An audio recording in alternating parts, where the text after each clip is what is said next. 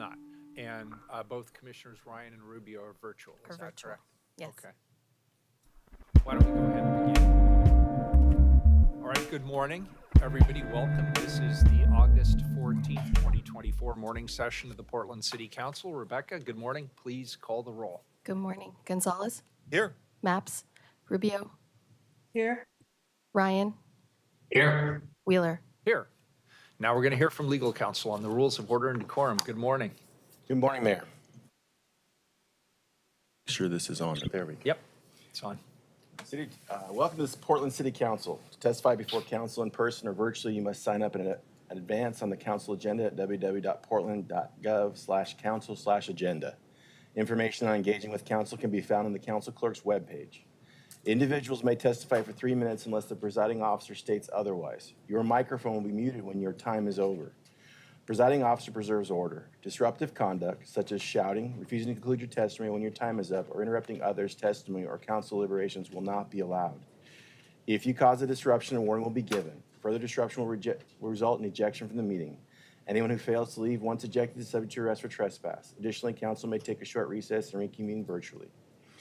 Your testimony should address the matter being considered. When testifying, state your name for the record. Your address is not necessary. If you are a lobbyist, identify the organization you represent. Virtual testifiers should unmute themselves when the council clerk calls your name. Thank you. All right, thanks. First up is public communications. First individual, please, Rebecca, item 715. Request of Colt Seidman to address council regarding adequately funding Bike Town for All. Hi, my name is Colt Seidman. My pronouns are she, her. I live in Old Town. I get hit by a car a few years ago, and that changed my life forever. I have developed medical issues that occurred as a result from the collision. This is one of the reasons I'm passionate about transportation justice and ensuring there's safer streets for all road users. I'm a proud woman with a disability that wants to invoke change. I commute to my medical and behavioral health appointments on a weekly basis, primarily by using Bike Town's bikes. I've done this for over 2 years, thanks to Bike Town's Bike Town for All program. The Bike Town for All program has been an invaluable resource for low-income Portlanders. Investing in Bike Town's future will ensure this resource can remain accessible to many Portland residents. But the rate increases for Bike Town for All have not remained financially accessible for low-income Portlanders like myself. I believe Bike Town could change back to being more accessible in this way. City Council, will you please take this into consideration and invest in Bike Town's future? Thank you for your time. Thank you, Colt, and we wish you well in your recovery, and thank you very much for your advocacy. Thank you. Next individual, please, item number 716. Request of Addie Smith to address council regarding taking over responsibility of the Community Justice Center and Mead Building. Welcome, Addie. Thank you for being here today. Morning. Thank you.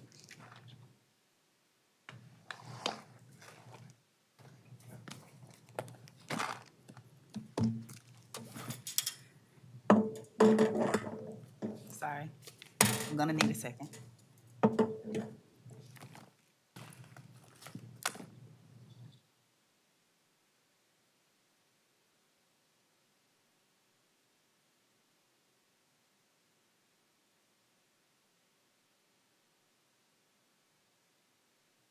I don't know how to work my phone, so I'm sorry. Give me another one.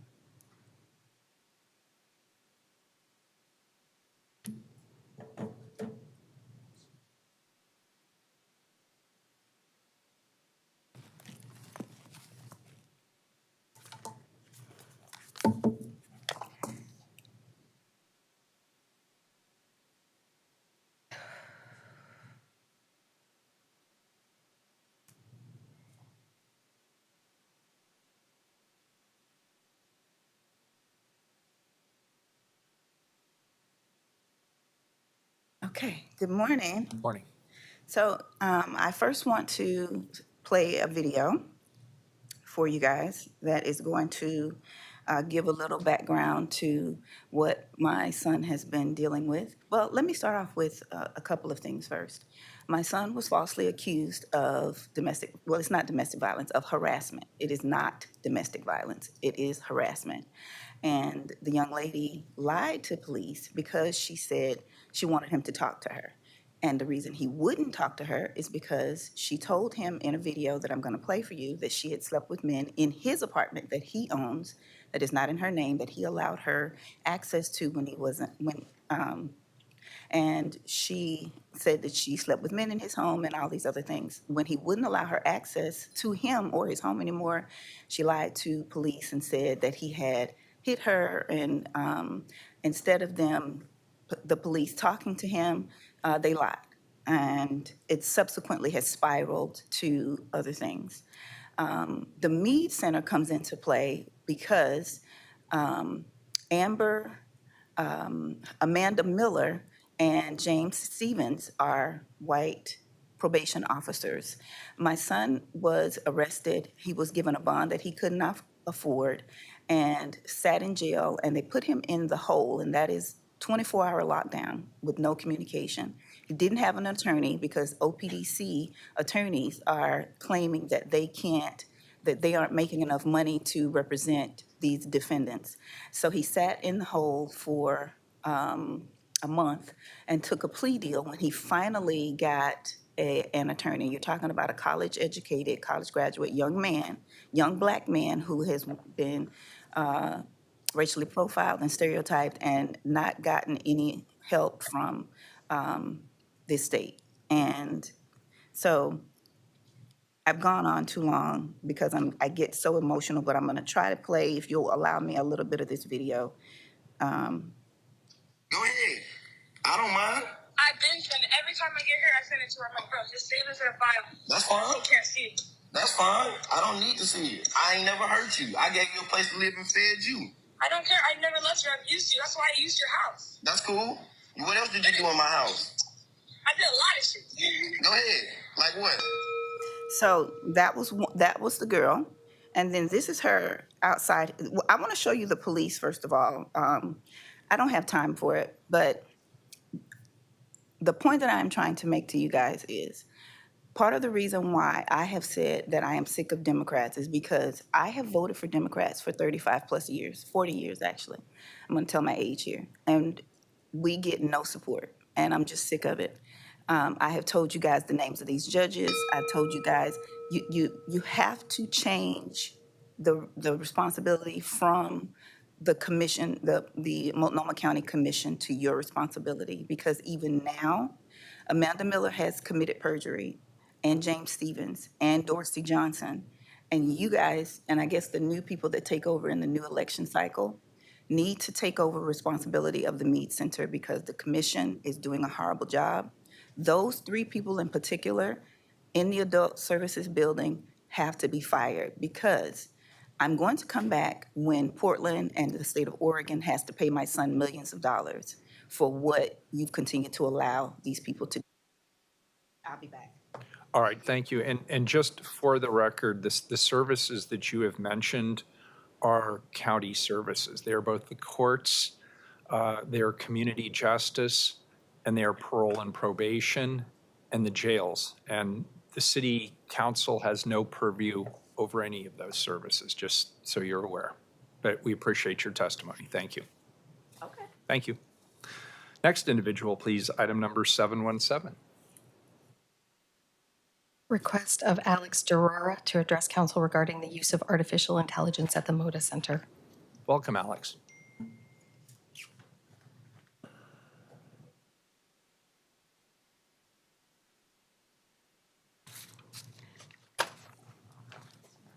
Is Alex online? I'm not seeing Alex Durora.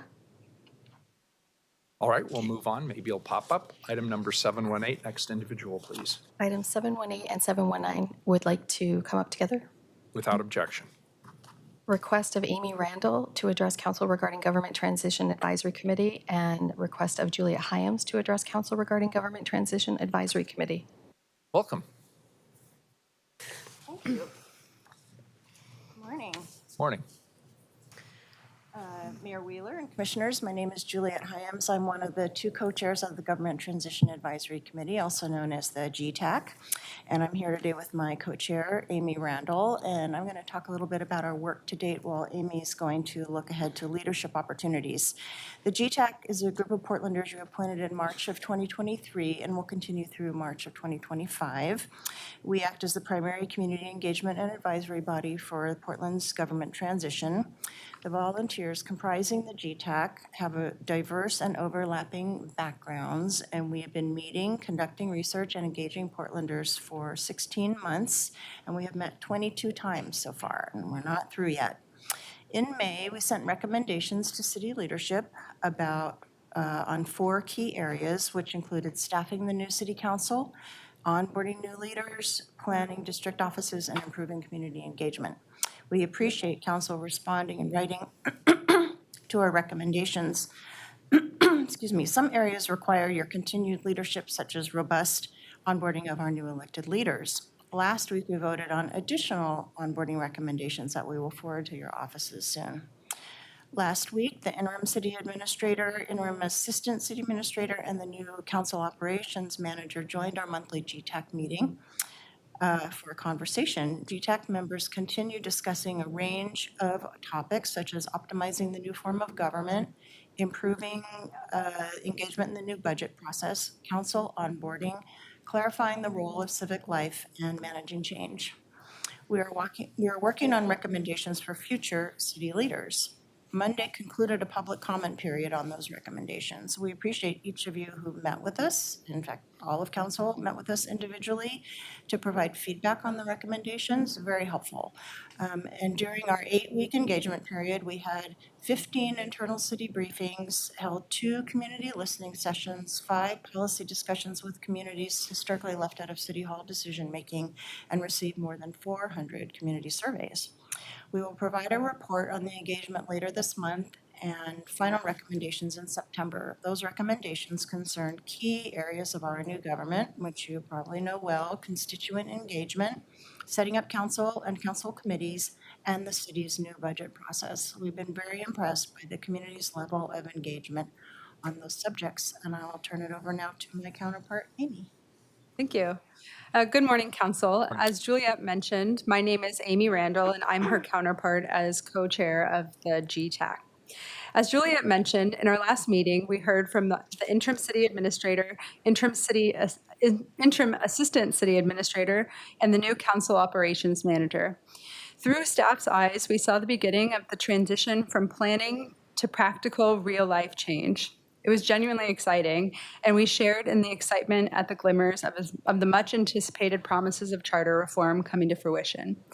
This is an extraordinary, historic, once-in-100 years moment for our city.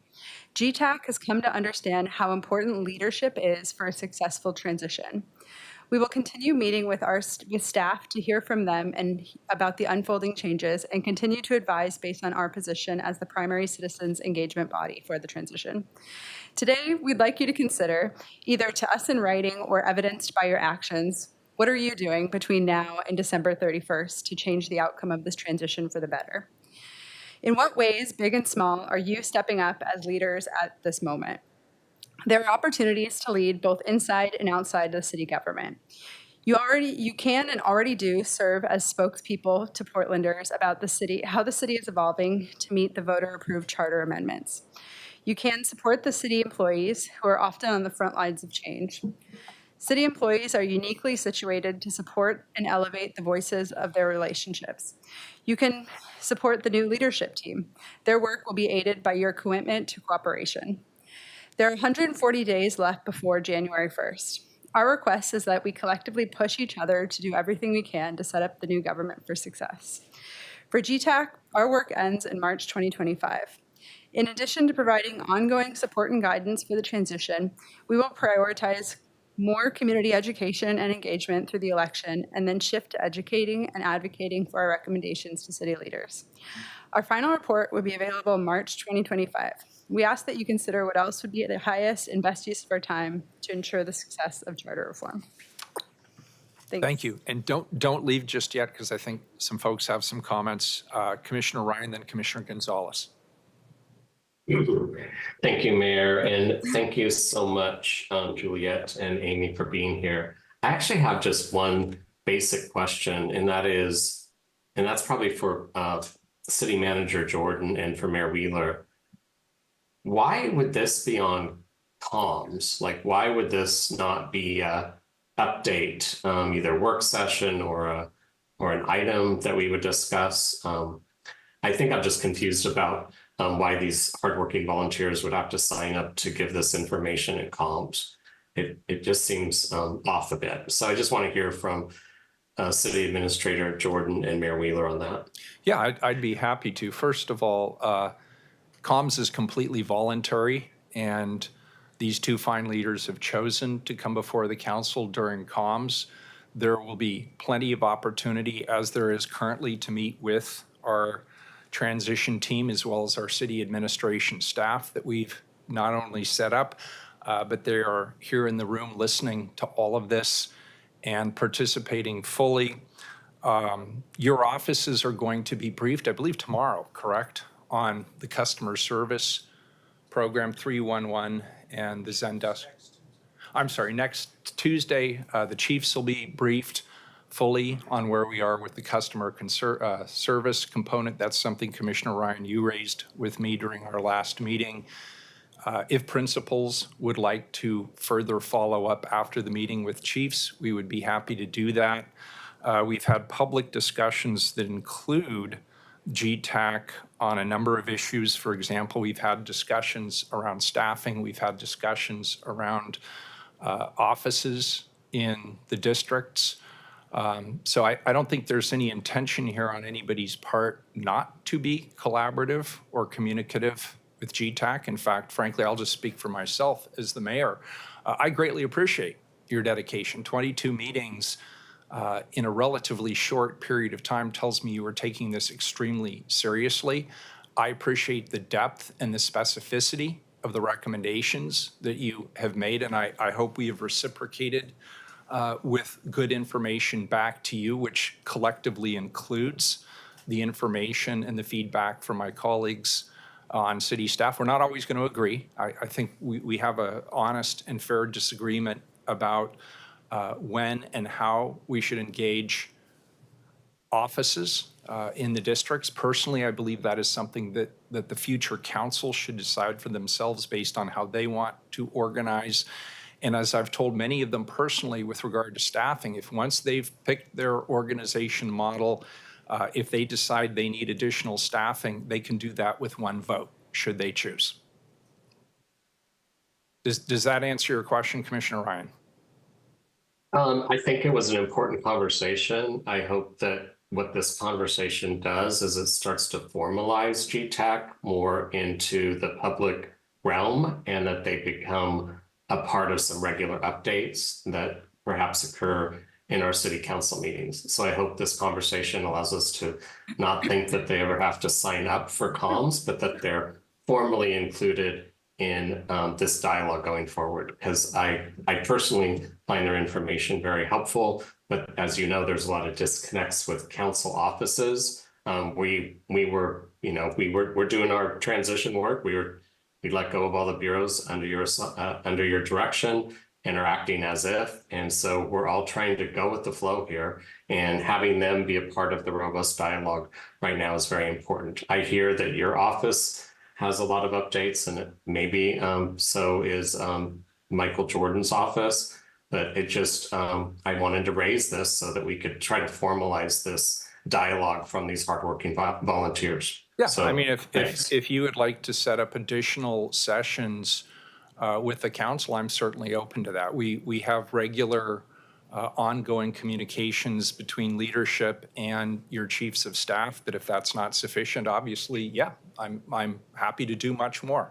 I'll do whatever you guys direct in that regard. I don't know if interim city administrator Jordan has more on that. Couldn't agree more with Commissioner Ryan, and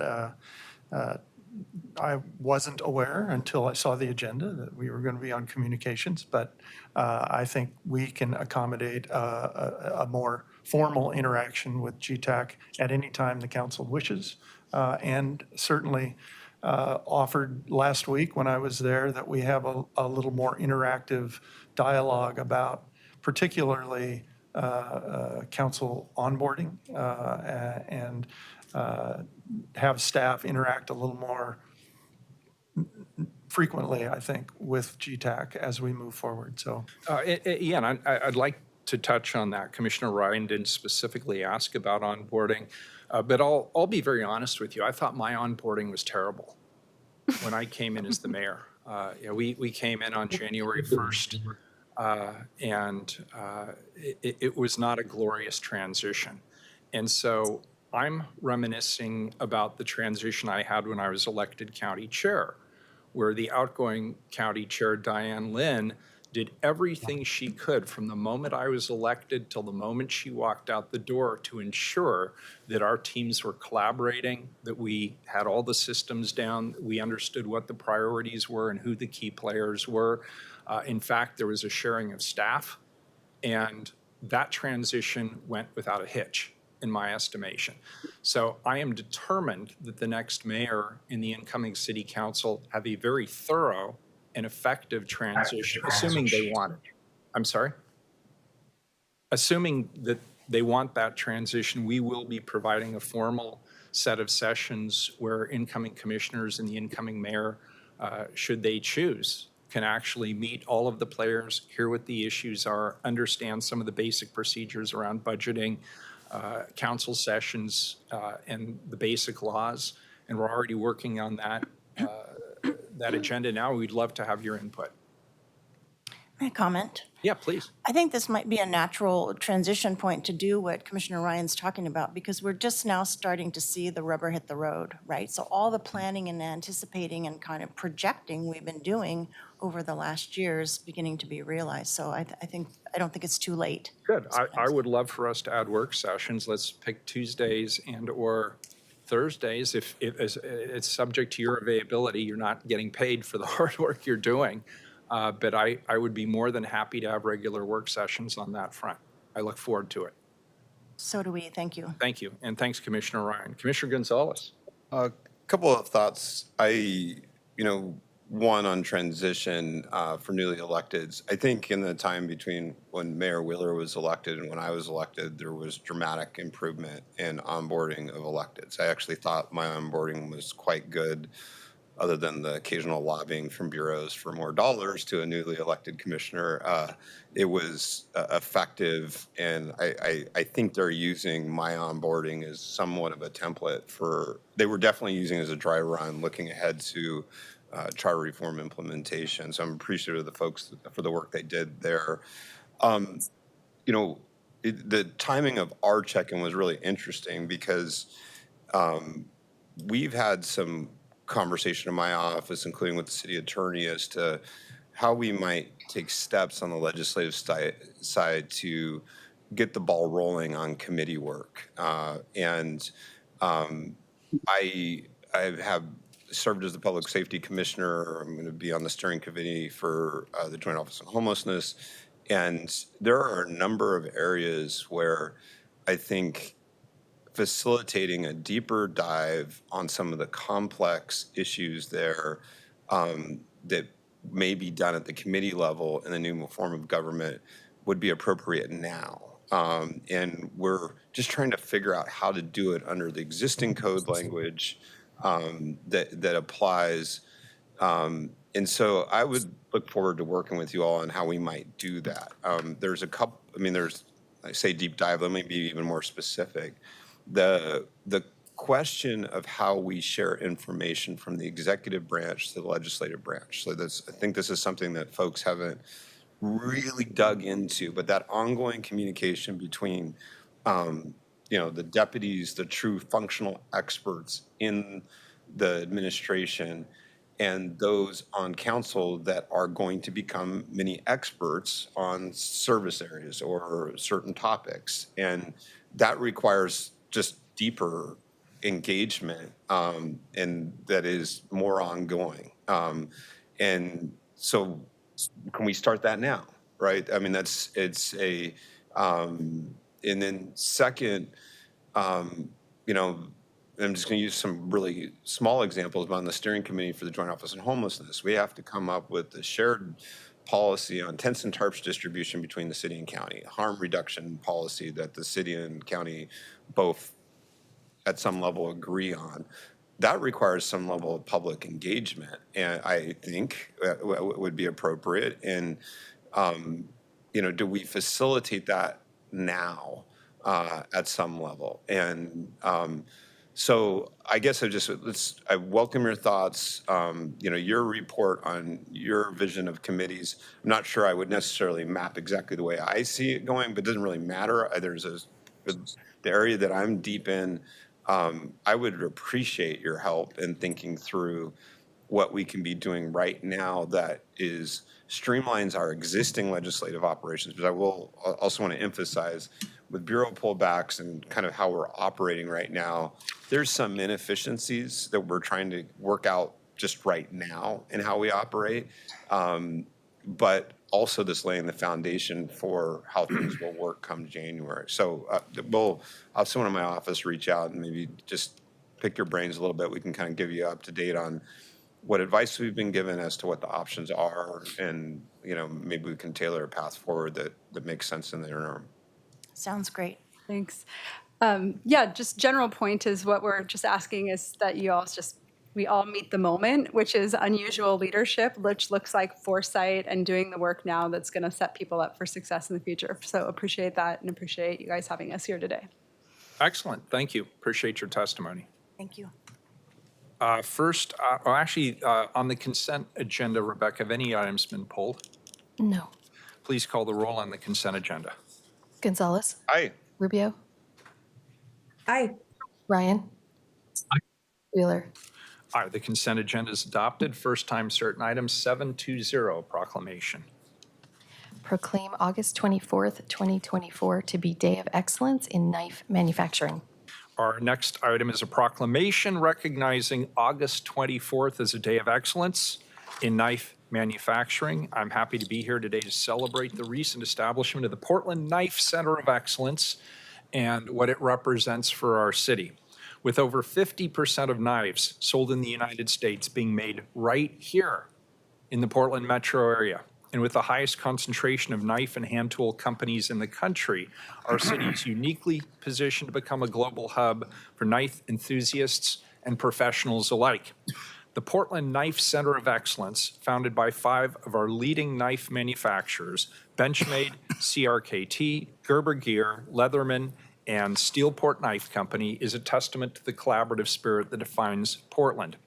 First, I'd like to welcome representatives from the newly formed Portland Knife Center of Excellence to come up, including Ron Cormai, founder and CEO of Steelport Knife Company, Keith Corrado, Vice President and General Manager of Gerber Gear, Kevin Gleason, Sr., the Director of Global Brand and Marketing of Leatherman, and Mark Schreiber, President of CRKT, and John Assis, CEO of Benchmade. Thanks to all of your companies and their teams for doing all that you do, showing another strength of Portland, innovation and collaboration, and for representing American manufacturing in the global knife-making industry.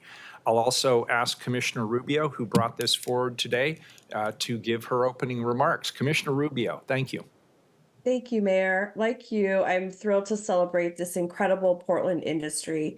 I first learned about this Center of Excellence from Representative Congressman Earl Blumenauer, and I have to admit I was unaware about the level of growing global reputation for this craft that's happening right here in our own backyard.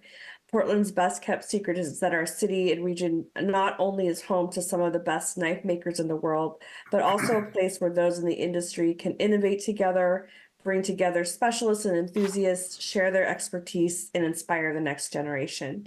So today's proclamation will be the first Portland Day of Excellence in Knife Manufacturing, and this day is planned to coincide with National Knife Day, where the cluster will feature the inaugural Portland Knife Makers Showcase, where attendees will have the opportunity to engage with our leading knife companies, witness live knife forging demonstrations, explore historical artifacts of the knife making industry for Portland, and also enjoy local food and drinks. And so this event is on the 24th of this month from 10 to 2 p.m. at Steelport Knife Company. So I encourage people to attend, and I will definitely be there.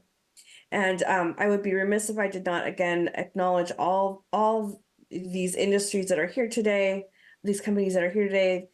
Great industries are built from great leadership, initiative, and collaboration. So I'd like to say a special thank you to all the 5 founding companies of the Portland Knife Center of Excellence. You have each helped shape the American knife making industry in your own right, and all from right here in the Portland metro area. So we'll hear from them each in a moment. I also just want to lift up that not only are these great businesses that are shaping the knife world globally, but they create local jobs that also help contribute to our local economy. So thank you for your contributions. We're incredibly proud that you call Portland home. So with that, I'll pass it on to Ron and invite folks to speak about their businesses. Thank you. Thank you, Mayor Wheeler, Commissioner Rubio, and the rest of the Commission and City Council. It's great to be here today. Let me start with a little bit of a framing. Cities like Solingen in Germany, Seki City in Japan, Thiers in France are examples of cities that are well known for the knife in the regions, in the area that they have, and they attract thousands of visitors, and they're well known for the quality and craftsmanship that they do that. In the US, Portland is definitely positioned to take that mantle on behalf of the country and be such a destination, and is such a destination. So we have pulled together this hub of manufacturing in local area, and it all started with a bunch of conversations with different city leaders and other activities. But earlier this year, 5 of us came together and pulled in local businesses, government officials, tourism boards, and creative community, and well beyond. We were really encouraged from earlier stages, and I want to highlight, by government officials. And we appreciate that a lot. It started from initial Congressman Blumenauer's pushing all of us to share this concept and information widely. And then it led all the way to the most recent proclamation idea by Commissioner Carmen Rubio. As it's so unique in Portland, all this started over a cup of coffee. So we just kind of chat over coffee. In this case, during a morning conversation with Congressman Blumenauer, I brought up the statistics of 50% of knives sold in the US are made in Portland, and the concentration of knife manufacturers in the local area. And we have since learned that not many people know that. So let's get them to know some different aspects of our multifaceted community. I was already very familiar with the local steel history and network of expertise based on my last company, Finex Cast Iron Cookery, which is another local company. But it seemed like as knife industry, we were so busy with national and international challenges that we missed showcasing our common strengths, which is the area and the network that we have here. So that's this whole energy poured into as this new idea is formed. In this case, napkin sketch over breakfast, a flurry of follow-up conversations, a bit of typical elbow grease and dedication, a pre-workshop to explore possibilities, all led into forming this exciting vision. The journey has been a collaborative effort with competing companies, 5 of us sitting right here, uniting over the shared vision of uplifting the overall visibility of the Portland knife-making industry. At the same time, with all the details going, is truly most humbling part of the experience, at least for me, has been the rapid and the selfless involvement of each of the companies I reached out to. It is also no surprise that all the leaders in these organizations and companies that we are representing all have strong local roots With actually, funny thing, we found out majority of us actually graduated from Oregon high schools. And so we have a lot of roots here and built beyond just the business focus. We are now sitting here representing the 5 companies, as I mentioned, competing on national and international stages, but we share an even higher goal of building our community for the long run. The effort should highlight the multifaceted strength of Portland beyond what might be known about our community and region superficially. Besides the common commitment of quality that we all share, our companies have all a common history of starting with the founder's vision and the hard work of a small group of committed artisans to create something extraordinary. And that chemistry of Portland and community support is something that has made this true not only this year, last year, but over the last 85 years. With that, I'm proud of being sitting here among these 5 companies, and I turn over to my colleague and friend, Keith Corrado. Thank you, Ron. Thank you. Mayor Wheeler and commissioners, thanks for having us. I'm Keith Corrado. I represent Gerber Gear, one of the long-standing companies here, started in 1939 right here in Portland and still right down where I-5 and 217 meet. So thank you again for the opportunity. In Portland, a knife is not just a tool, and I think everyone on this up here would agree with that. It's a symbol of craftsmanship, strength, intention, and utility. Our city actually boasts a very deep history of knife making with roots in steel manufacturing that maps all the way back to 1901.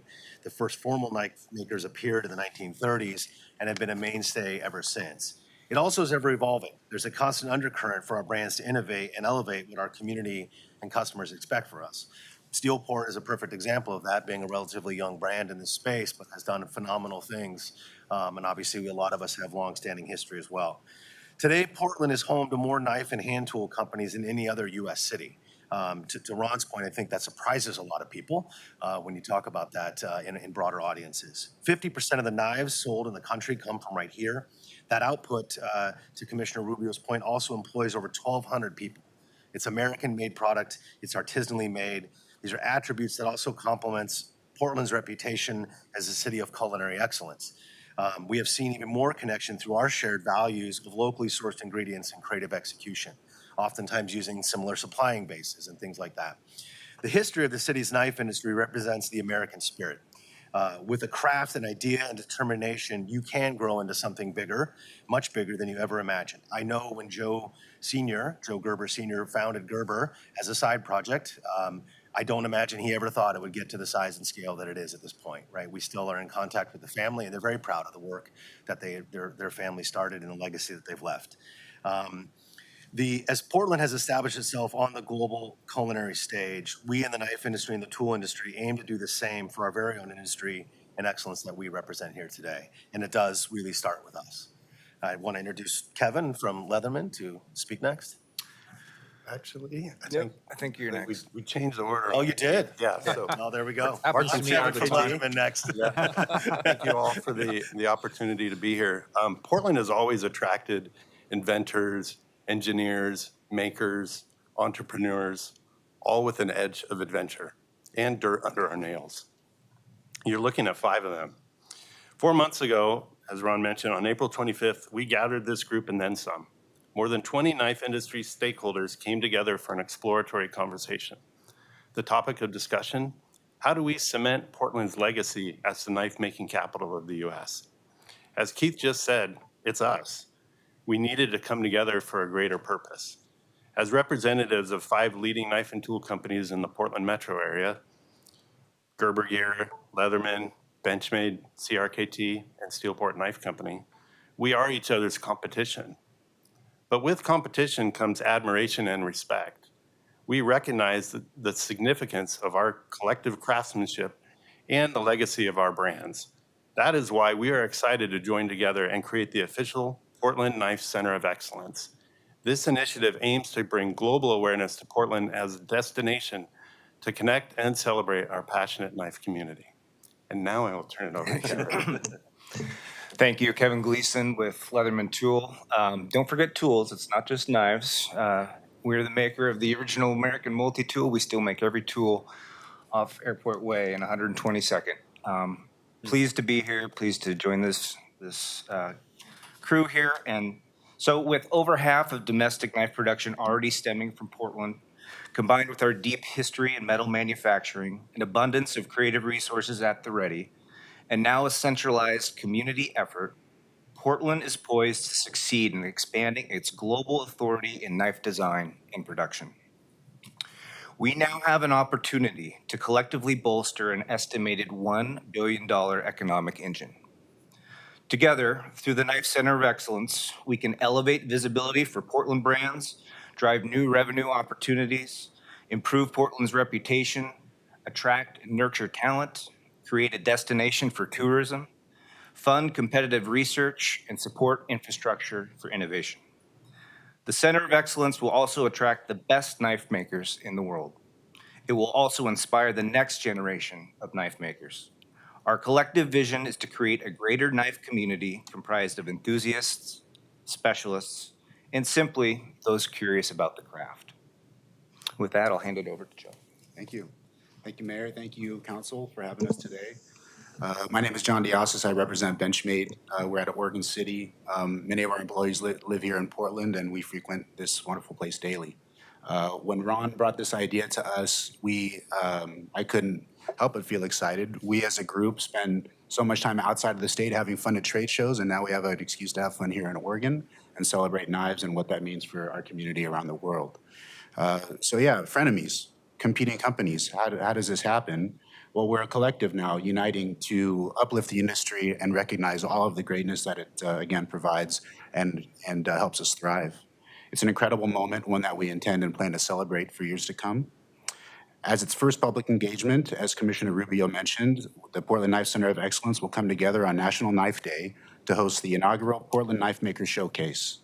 All are invited to visit the Steelport Knife Company factory on Saturday, August 24th, from 10 a.m. to 2 p.m. to engage with the founding brands who have spoken here today.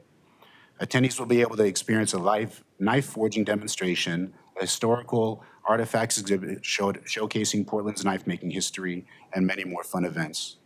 We're excited to continue to develop programming designed to bring the knife community together and offer a range of educational opportunities, workshops, and events for both novice and experienced knife makers alike.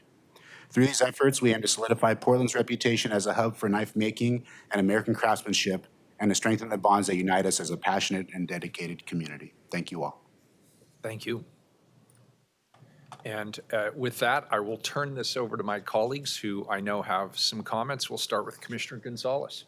I just had a couple of quick questions. Understanding your markets right now, what percentage of your sales are domestic versus international? I'm just generally curious. I think it depends very much on each company. So any collective response would be estimate. But I think I can start with on behalf of the group saying that these brands represent international presence. So we just, as an anecdote, we just have a sweepstake that started on Monday with samples of 5 of our knives, but we opened it only to US application. And I think that's one of the biggest complaints we have gotten on our social media is why not international open up and things like that. So that's the anecdotal indication on that area. Mm-hmm. Yeah, go ahead. I would say global reputations, but very, very domestically based when we look at markets and what's really active for our industry. Okay.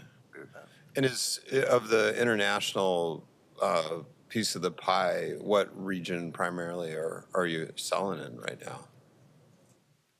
A lot of things are dependent on knife laws and knife restrictions. So while we make tools, many countries look at them unfavorably and provide, put restrictions in place. Europe is a great market for knives, very traditional. As we look at other knife centers of excellence in Europe, Japan is also a great market. So where there's a cultural link or a cultural heritage of knives, the market is there as well. Great, great.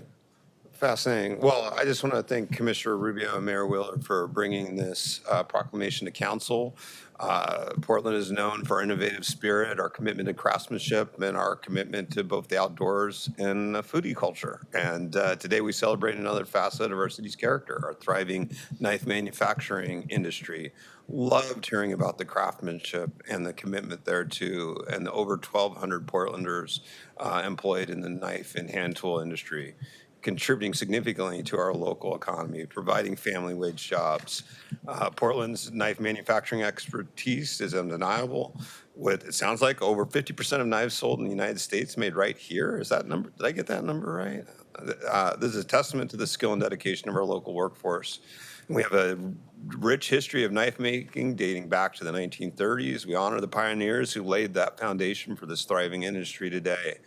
Knife making aligns perfectly with Portland's outdoor and culinary culture. Our city's love for adventure and good food is reflected in the tools we create.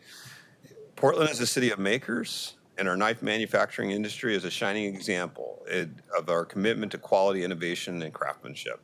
Very proud to celebrate this industry and its contributions to our city. Thank you. Thank you, Commissioner. Commissioner Ryan. Thank you, Mayor. And first, I just want to say, I'm so sorry I can't be there in person. This was one of the best presentations I've seen for a while. Very uplifting. I was taking notes how fascinating it is that you're all, I'm assuming, competitors, and you're collectively coming here together.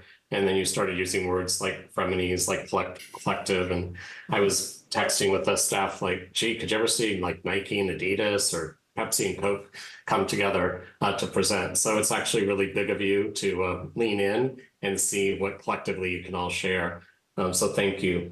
I just want to also acknowledge that it was Leatherman Company, and it was about 5 years ago as the head of a nonprofit that was focused on waking up the school districts to have pathways to careers in the trades and in craftsmanship and such.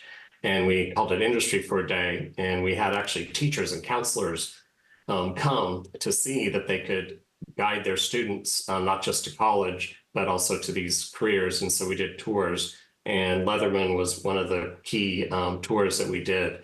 And I just remember looking at the evaluations and how many people complimented and learned so much when they were on that tour. So that was when I first became aware that we were an industry force nationally.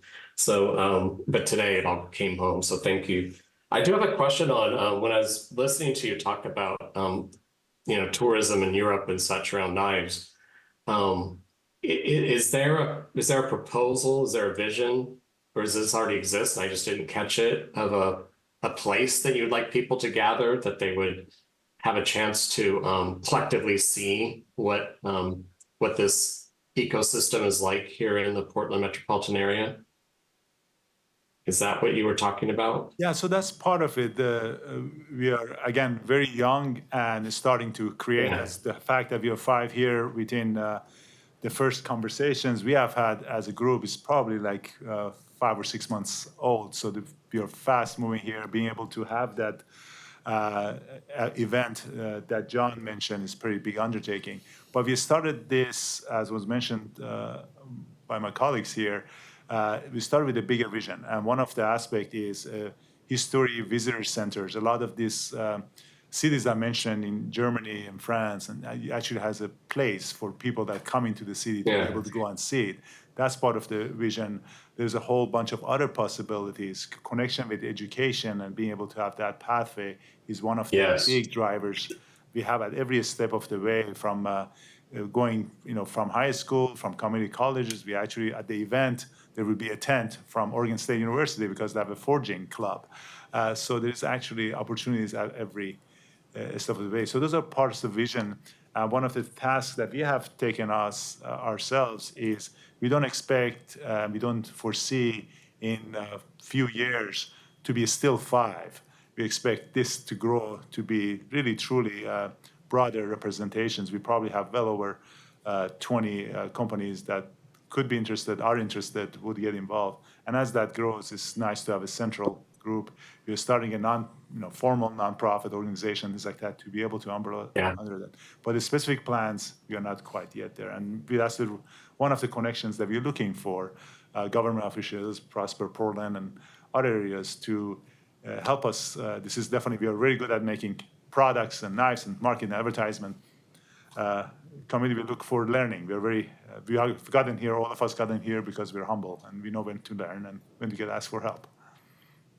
You are humble and you've checked your egos at the door for the greater good. And it's great that you included the other 15 who aren't at the table today. So anyway, it's great that you brought this to our attention. I'm pretty excited to help you see it through as an elected official. And we have some big projects, obviously, that we're going to be moving on in the central area. And it seems like you're giving us all a good hint on something that could be activated that has so many multiple reasons to be behind this. I'm so glad that we keep talking about the pathway for jobs and careers for our students. So thank you all for being here today. And thank you, Congressman Earl Blumenauer, for the big assist, and for Commissioner Rubio for driving it home. And I'm really glad that we have this on the agenda today. Thanks so much. Commissioner Rubio. Thank you. I've already said a lot, but I just wanted to again share my big appreciation to all of you for coming in. I wish so badly I could be there, but COVID keeps me at home today. But I just want to say that we appreciate so much that you're choosing to do this in Portland. It's important for our city that you're here, and it's important for our workers as well. So thank you so much for all that. And also thank you, Congressman Blumenauer, for bringing this to us, to our attention. You have a big fan in Congressman Blumenauer, and hopefully we'll see him part of the work to make this dream a reality as well.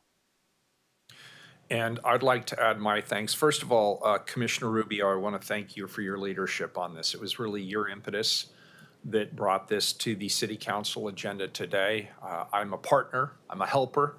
But really, Commissioner Rubio was the one who brought this to my attention and said that we should bring this forward. And I'm really glad we did. I knew the knife industry was important here in Portland, in the greater metropolitan area. And I understand that it's a bulwark of manufacturing for us. So these are high-wage, high-skilled jobs with high-quality products that are going out the door. And we obviously should do everything we can to support your efforts. But I will also confess, I did not know that your market share is so substantial in this industry. And so if for no other reason, I'm glad that you've come together, that you're joining together with this Knife Center of Excellence here in our community, that you're helping get out the word, and we'll do our part too. Also, with regard to Congressman Blumenauer, I am hard on him because we need federal resources for a whole slew of issues facing our community. But heck, he's hard on me too.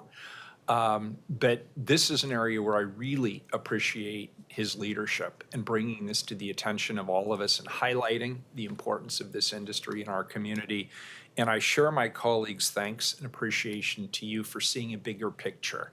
I assume that behind the scenes you are ferocious competitors, as well you should be. But I also believe that competition makes the knives sharper. And I believe that by working together, you can help us understand what sort of ecosphere, what sort of ecosystem we need to create here so that you can all be successful. And I think that's the value of collaboration. Without further ado, I will read the proclamation on behalf of this City Council. Whereas Portland's knife manufacturing strength is evident by over 50% of knives sold in the United States being made in the Portland metropolitan area.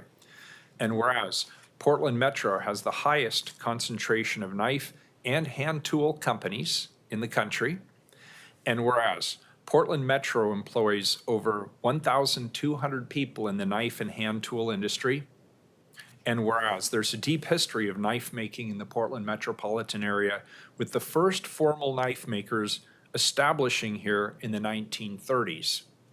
And whereas knife making interest, talent, and craftsmanship is a natural complement to Portland's reputation as an outdoor and culinary hub.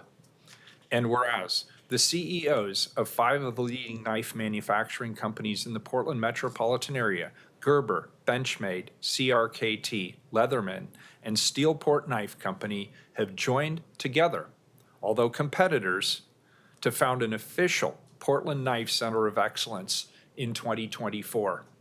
And whereas one of the Portland Knife Center of Excellence's objectives is to bring global awareness to Portland as a destination to both connect and celebrate the passionate knife manufacturing community while building pride in American craft, education, and innovation. And whereas August 24th is considered National Knife Day, and Portland Knife Center of Excellence will be hosting a showcase event of Portland's knife makers and the history of local knife manufacturing on Saturday, August 24th, 2024, at the Steelport Knife Company factory. Again, that is August 24th, at the Steelport Knife Company factory. Now, therefore, I, Ted Wheeler, the mayor of the city of Portland, Oregon, the city of Roses, do hereby proclaim August 24th, 2024 to be Day of Excellence in Knife Manufacturing in Portland, and encourage all residents to celebrate their contributions. Thanks to all of you. We appreciate it.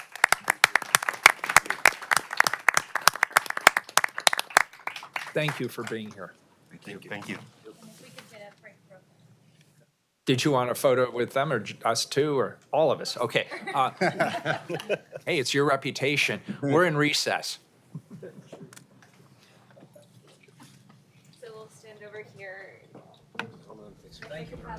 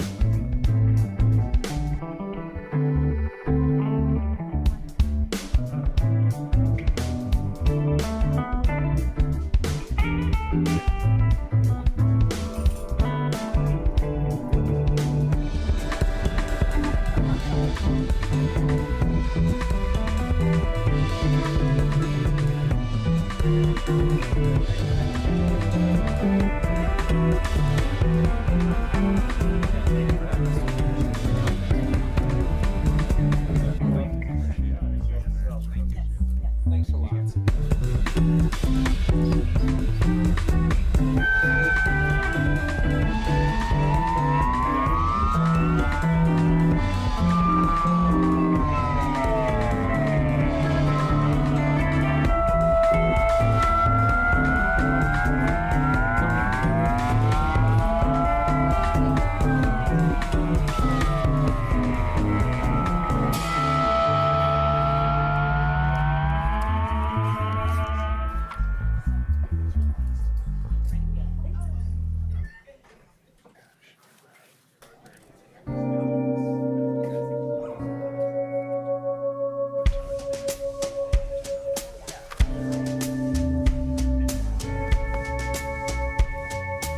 Hey, Donnie, I'm talking too much today, so I'm just going to turn this right over to you, the next one.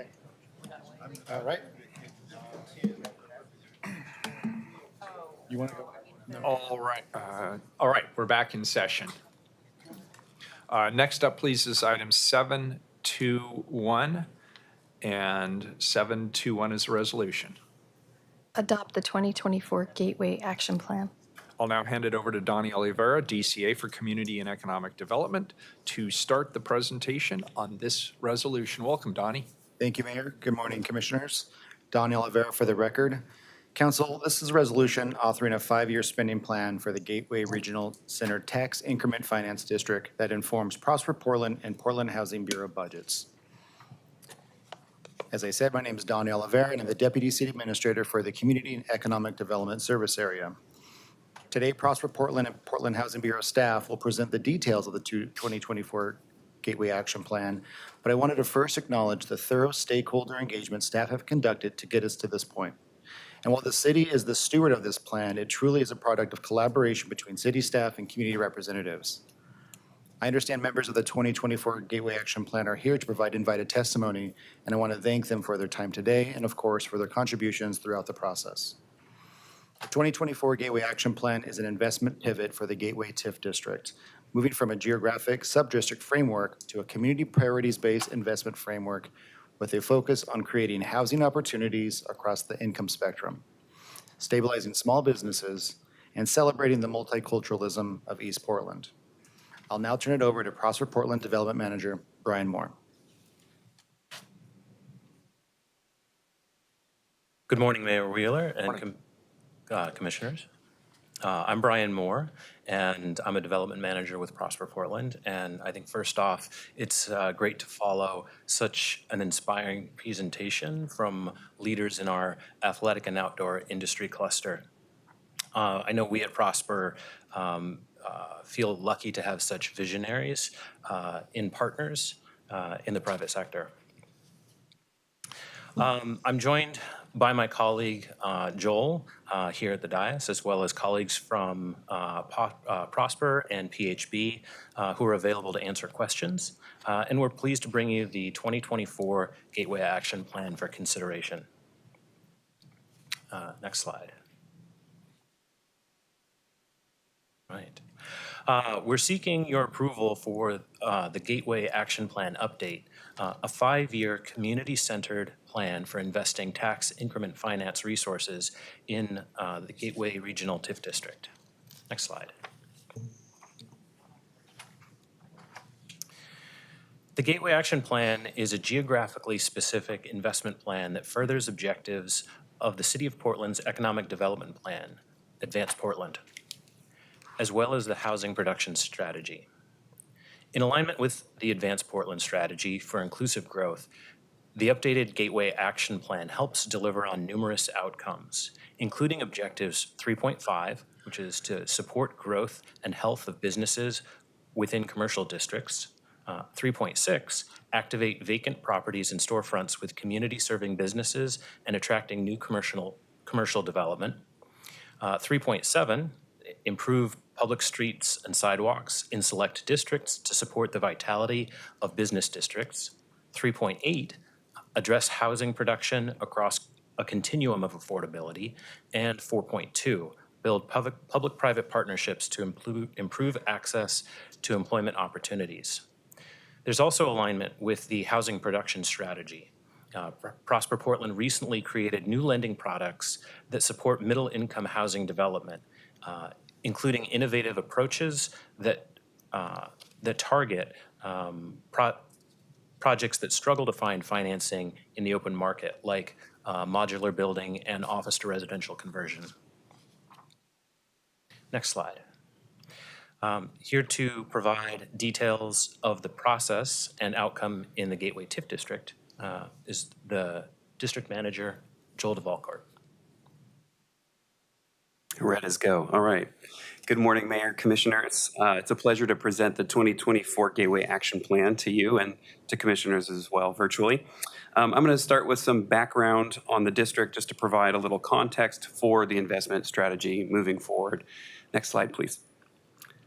Gateway is 658 acres. It's bounded on the west by I-205 in a fairly narrow area from Kaiser at the north end to Adventist Hospital on the south. The district was established in 2001 with a maximum indebtedness of $164 million in resources for the entire life of the district. To date, nearly $60 million of that have been invested alongside public and private partners to create housing, support commercial development, small businesses, and build out infrastructure to support the growing community. And this pie chart on the right here kind of provides a little bit of that breakdown of the investments that we've done to date. Over the last 20 years, 25% of our investments have been towards property redevelopment, which includes projects like the Oregon Clinic, which opened in 2006, Children's Receiving Center at 102nd and Burnside, as well as support for many local small businesses, one which is the Namaste Indian Bazaar. They got a Prosperity Investment Program grant to grow a wonderful market and bazaar at Halsey and 103rd. We've had 16 repair and restore grants in the last few years, as well as support for 10 nonprofits like ERCO, REAP Inc., and many others. 32% has been invested into affordable housing, and 40% has been into infrastructure, which has been transit, street upgrades, and Gateway Discovery Park, which is a well-loved local park right by the Nick Fish. Next slide, please. This timeline covers most of the larger TIF-funded infrastructure and housing production since the district was created in 2001. Having been designated in Metro 2040 as a regional center in 1995, it was first outside of downtown Portland to have, and still is the only one outside of downtown Portland to have that designation. Roughly the first decade of the Gateway TIF district was focused on major MAX extensions and transit stations like the Gateway Transit Center, providing residents and employees vital connectivity to the region, as well as laying the groundwork for transit-oriented development in East Portland. In the past decade, Prosper, PHB, and nonprofit affordable housing partners delivered significant TIF funding to create 419 new affordable homes, as well as amenities like the Gateway Discovery Park and transportation improvements along commercial streets like 102nd improvements and Halsey Street improvements. These inclusive development investments stabilized and supported both families and local businesses, many of whom had been priced out of other Portland neighborhoods. And in 2022, the Gateway TIF District sunset was removed, allowing the district to continue until we reach the funding cap. Otherwise, we wouldn't have been able to reach that $164 million. Next slide, please. While there are numerous successful investments in the Gateway District, we are also aware of the challenges that require long-term coordinated and multi-pronged strategies. Among the lessons learned, the following influenced the updated action plan and have shaped our thinking as we engage in the TIF exploration process across East Portland. The first being that the regional center zoning and street work outsized expectations for how the market could perform both at the scale of development and ability to cover the cost of infrastructure. Right-sizing the zoning in Gateway was one of the major outcomes from the previous action plan and had kind of wrapped up 15 years of analysis of how to make that right.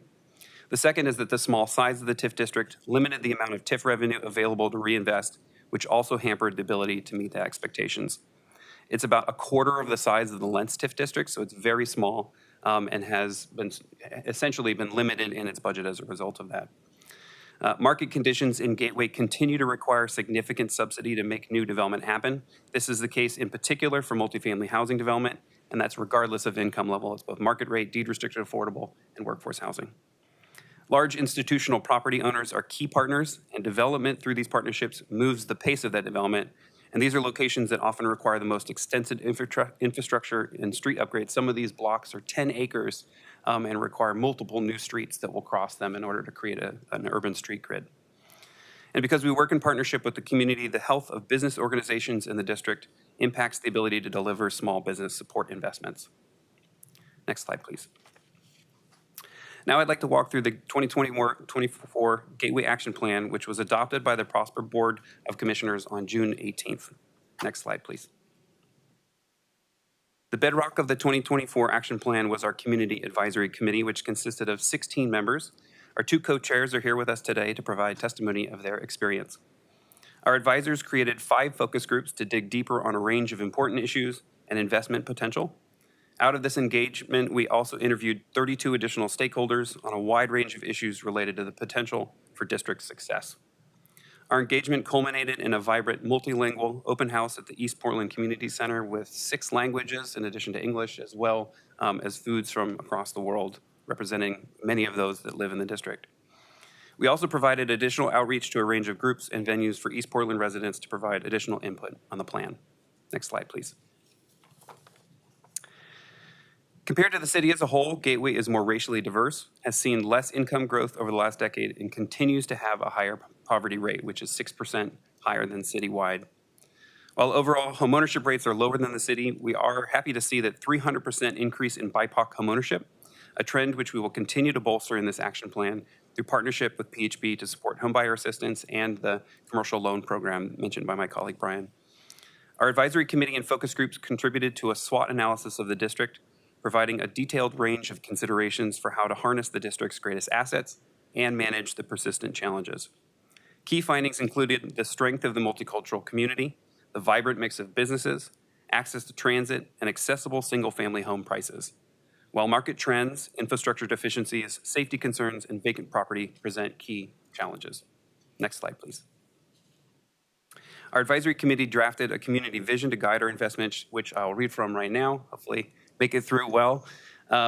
Gateway is envisioned as a gateway to the world that thrives due to multicultural diversity and inclusive economic opportunities. Gateway will be rooted with housing opportunities that meet the needs of all individuals and families, supporting new innovations that create wealth and connect residents to the Portland region's bustling economy. Through partnerships and direct funding, Prosper Portland and the Portland Housing Bureau will invest tax increment financing funds to bring vibrancy and livability to one of the city's vital transit centers and employment hubs. Next slide, please. From the community vision, our advisory committee refined our TIF investments into 3 buckets with the intent to stabilize, activate, and diversify the district. Included in those is our Grow Inclusive Economy and Celebrate Diversity as Gateway's greatest asset. And in so doing, we want to celebrate and cultivate our diverse community in Gateway, both in the business and residential community, and support intergeneration and multi-generational and multicultural synergies. There's a number of senior communities, a number of health institutions in the area, and there's a lot of ways to create a great multi-generational community. We want to support housing opportunity and income diversification, including mixed income projects, and encourage interim uses and activations of the many vacant properties throughout the district. And throughout that, we want to focus on private, public, and nonprofit partnerships to leverage additional resources.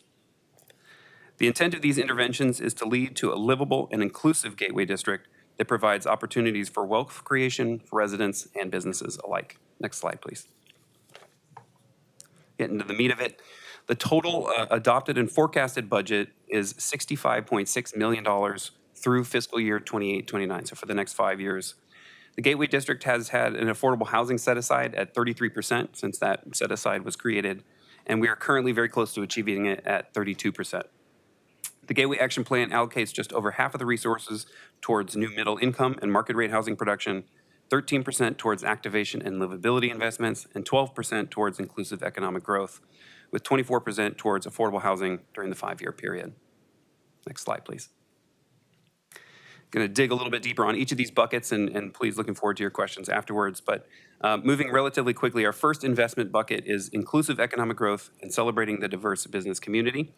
Action item 1 is to increase investments in small businesses with the expected outcome to disperse 15 to 20 grants and loans to businesses to help stabilize or expand their operation. This is primarily through our Prosperity Investment or PIP program grants, and we're providing an additional 25% above what we had used to and offering loans to cover the gap. Action item 2 is to expand the affordable commercial tenanting program to the Gateway District. The expected outcome of securing affordable rents for 10 to 12 businesses to retain local economic diversity. Action item 3 is to fully tenant the Nick Fish ground floor retail to help anchor the Halsey Business District.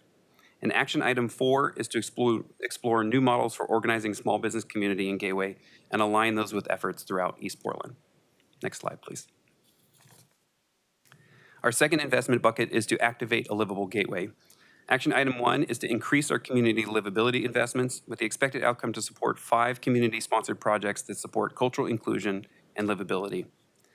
Action item 2 and 3 are focused on public art and security, as well as property activations with the expected outcome to provide 10 art and security grants that honor the community vision and increase business security. As an example, we look to an amazing case study from within the Gateway District. The Outer Rim Bicycle Shop, with a grant from Venture Portland, secured their facade after dozens of break-ins with a beautiful steel frame sculpture of Mount Hood, pictured here on the bottom. Since the improvement, they've seen a dramatic decrease in property crime. Action 4 is to complete street upgrades and public realm improvements at 102nd and Pacific, as well as advance central Gateway infrastructure. Next slide, please. And finally, our third investment bucket is housing production and opportunity. Action item 1 is to attract new neighborhood investment in mixed income housing production and commercial development with the expected outcome of a single signature middle income project with upwards of 250 units and an additional prospective project potentially within the same central kind of Gateway Transit Center area.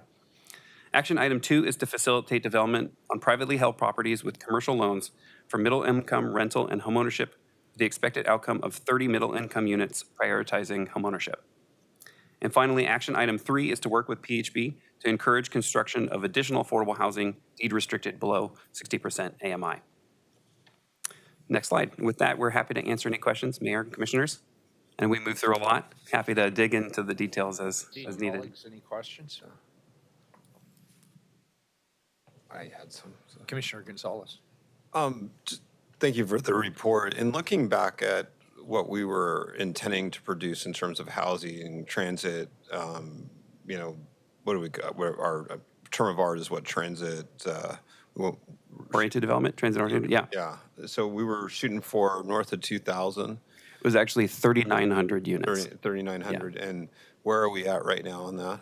We're at 707, so we have some room to go. Yeah. You know, I maybe just reiterate what you think hasn't worked there. So we have some difficult market conditions. I understand that, interest rates, inflation. But what are your other key takeaways on such a large delta there? Yeah, I think it's a connection of several things. One, again, the size of the blocks and the extensive infrastructure is kind of number one. It's an immense hurdle to spend $5 to $10 million potentially on infrastructure upgrades to the public realm, kind of on the private sector. And so Prosper Portland and many of our other partners, PBOT, have provided a number of ways to find solutions to those.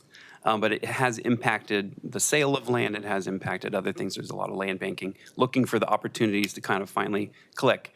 In addition to that, lease rates are much lower than in other places. The market rent in the Gateway District, as in other parts of East Portland, is roughly in 80% AMI. So market rate is essentially workforce housing. And so one of the key pieces here is that it's actually an ideal market for middle income housing. And the challenge that we found even for middle income housing is that finding the right balance of subsidies is challenging. And right now in this market, it's next to impossible with interest rates. And so the interest rates at the federal level are also a major impediment. But we believe that within the next couple of years, as with our signature project, that we have the resources and the private partners that we can deliver on that. If you have anything to add, Brian, feel free. But I think that kind of it's the connection of these pieces that I think I love that. Kimberly's inspired. Here we go. Kimberly. Hi, for the record, Kimberly Brand, I'm Executive Director at Prosper Portland. Commissioner, it's such an important conversation. And one of the things that we wanted to hit on in terms of looking back at lessons learned is that because of the zoning, so the zoning when it was established as a regional center is the exact same zoning as the central city. Mm-hmm. And that meant that there were minimum development requirements that 2001 to today had been extremely challenging to meet that threshold. And so when Joel was talking about within the last action plan, working with our partners at Bureau of Planning and Sustainability and Bureau of Development Services to adjust the zoning, it's actually will enable us to do the kind of gentle density, sort of more like what you see in slab town kind of development versus a central city context. It's really been nearly impossible for the market to support the level of density that you see here. So I would say for the past 20 years, or the first 15 years of the plan, that was critical, in addition to the fact that there were very modest resources that were generated that would have been required in order, it would have required massive subsidy to make something like that pencil. So, I think it's fair for us to have the conversation across the service area about what those updated targets should be. It was established as a regional center as part of Metro 2040. Metro is now in the process of updating its regional plan, and so I think we are very optimistic about what this new plan that's community-centered and more realistic means. But to your point, it's definitely not completely in line with what's put down on paper from a land use standpoint. And why is Metro's regional 2040 plan important here? What is the, just walk me through the dependency there. Does it untap any dollars or does it? Yeah, thank you, Commissioner, for the question. It's really important. So the state sets target goals for everything from job growth to housing, and then Metro then essentially doles out those commitments to the jurisdictions within the 2040 plan. And it captures everything from to transportation projects, what we're prioritizing, again, industry, how we use our industrial lands, et cetera. In this particular case, I would say that the gateway plan, what we planned for, the market did not meet us, with that demand. And so we have to go back to Kimberly's point to recalibrate what the expectations are for this particular development center, essentially. And do we envision that if we recalibrate expectations that we're expecting to make up for elsewhere in the city, or are we pushing back to Metro that that we can't meet, our allocation as a city? The answer to that is that we have enough land in the city of Portland to meet the housing need. The question is, do we have the production strategies to deliver it? So to answer your question, if we're offsetting the expectation of housing in this area, it'll be it'll be found elsewhere, and we have that capacity already. Where would be just high level, where do we think that's going to be made up inside the city? Sincerely, every zone has capacity to grow in the city of Portland. Central City, our residential zones, our mixed-use zones, everywhere has capacity. There's not a shortage of land for us. It's really activation and unlocking that land for development. Well, no, and I guess I'm getting more fundamentally, do we have the existing strategies to get those going? I mean, honestly, separately, we're seeing reports on permitting, and I don't know if the word's catastrophic, but certainly they are disappointing, and for multifamily all levels. And so I guess I just leave it at that. Do we have the right strategies to get this going? In 2 weeks, you will be hearing a presentation about our housing production strategy, which essentially outlines the range of different objectives and opportunities that we have in Portland. I will be really transparent today, maybe kind of spoiler alerts a little bit, that there are fundamental gaps in our financing mechanisms, and these are systemic. These aren't the city of Portland's issues necessarily, that are going to have to be solved for us to meet every market sector gap that we have in housing, for 0 to 60, even 80 to 60 to 120% AMI, and of course market rate. Everything needs a little help for us to meet our goals. The strategies are there. How we implement them are still a lot of work to be done, both on the city side, frankly, with our regional partners, at the state, and if the feds are ever able to help us, that'd be great too. I mean, is there any pipeline right now for market rate in the city of Portland? I mean, I'm just looking at the Oregonian report, and the data I'm seeing is incredibly distressing on market rate, not just, the city and in the region, but again, I don't know the word's catastrophic, but we are failing miserably on any reasonable projections of where we're going to end up versus goals for the region and for the city. You are right. We do not see the institutional investments necessary to accelerate, major housing production in Portland right now. I would say, obviously, we're paying close attention to what the Fed does. We're paying close attention to commodity pricing and labor availability. I think that there is some optimism for the next year or 2 years, but I don't disagree with your assessment that the pipeline is pretty anemic right now. I think it's why you saw on this plan that we're anticipating $28 million for one project, and that's really to fill in a major gap. So where we do have tax increment finance districts that have major resources, that's an asset that we can deploy in those places outside of TIF districts, or when you have TIF districts that don't have a lot of funding, unless it's affordable housing, it's challenging for the city to close that gap. Commissioner, we've become incredibly dependent on public financing to get any housing built, not any, but a substantial amount. We need to see an investment from the private sector to really to really accelerate development. And so there's a lot of reasons why that's lagging here. We can maybe get into that in a couple of weeks, but that continues to be a fundamental challenge for some of these larger developments. The private sector just isn't investing. Yeah, I mean, I'm hoping you're seeing some indications of a change in appetite. I'm not seeing any indications of change in appetite for private dollars coming to Portland right now. But tell me there's some good news you're seeing. Well, do you mind if I offer, Kimberly, just in the context of this district, I actually think there are signs of hope. Give me some hope. I'm trying to give you some hope, Commissioner.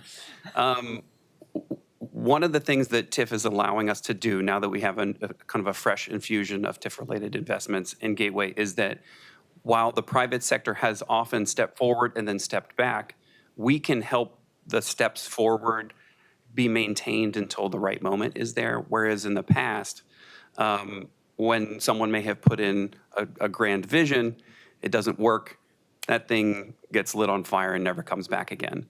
But what we're seeing is that our direct involvement in partnerships, particularly around middle income housing, is that we can be a patient partner and can hold those plans in place until the market is ready for the private sector to step up and complete the rest of the project. And so that's kind of where we've positioned this plan, is to be that kind of patient public, but not fully responsible subsidizing agency, where we're still expecting the private partners to come, and we have been maintaining those relationships for that to be successful.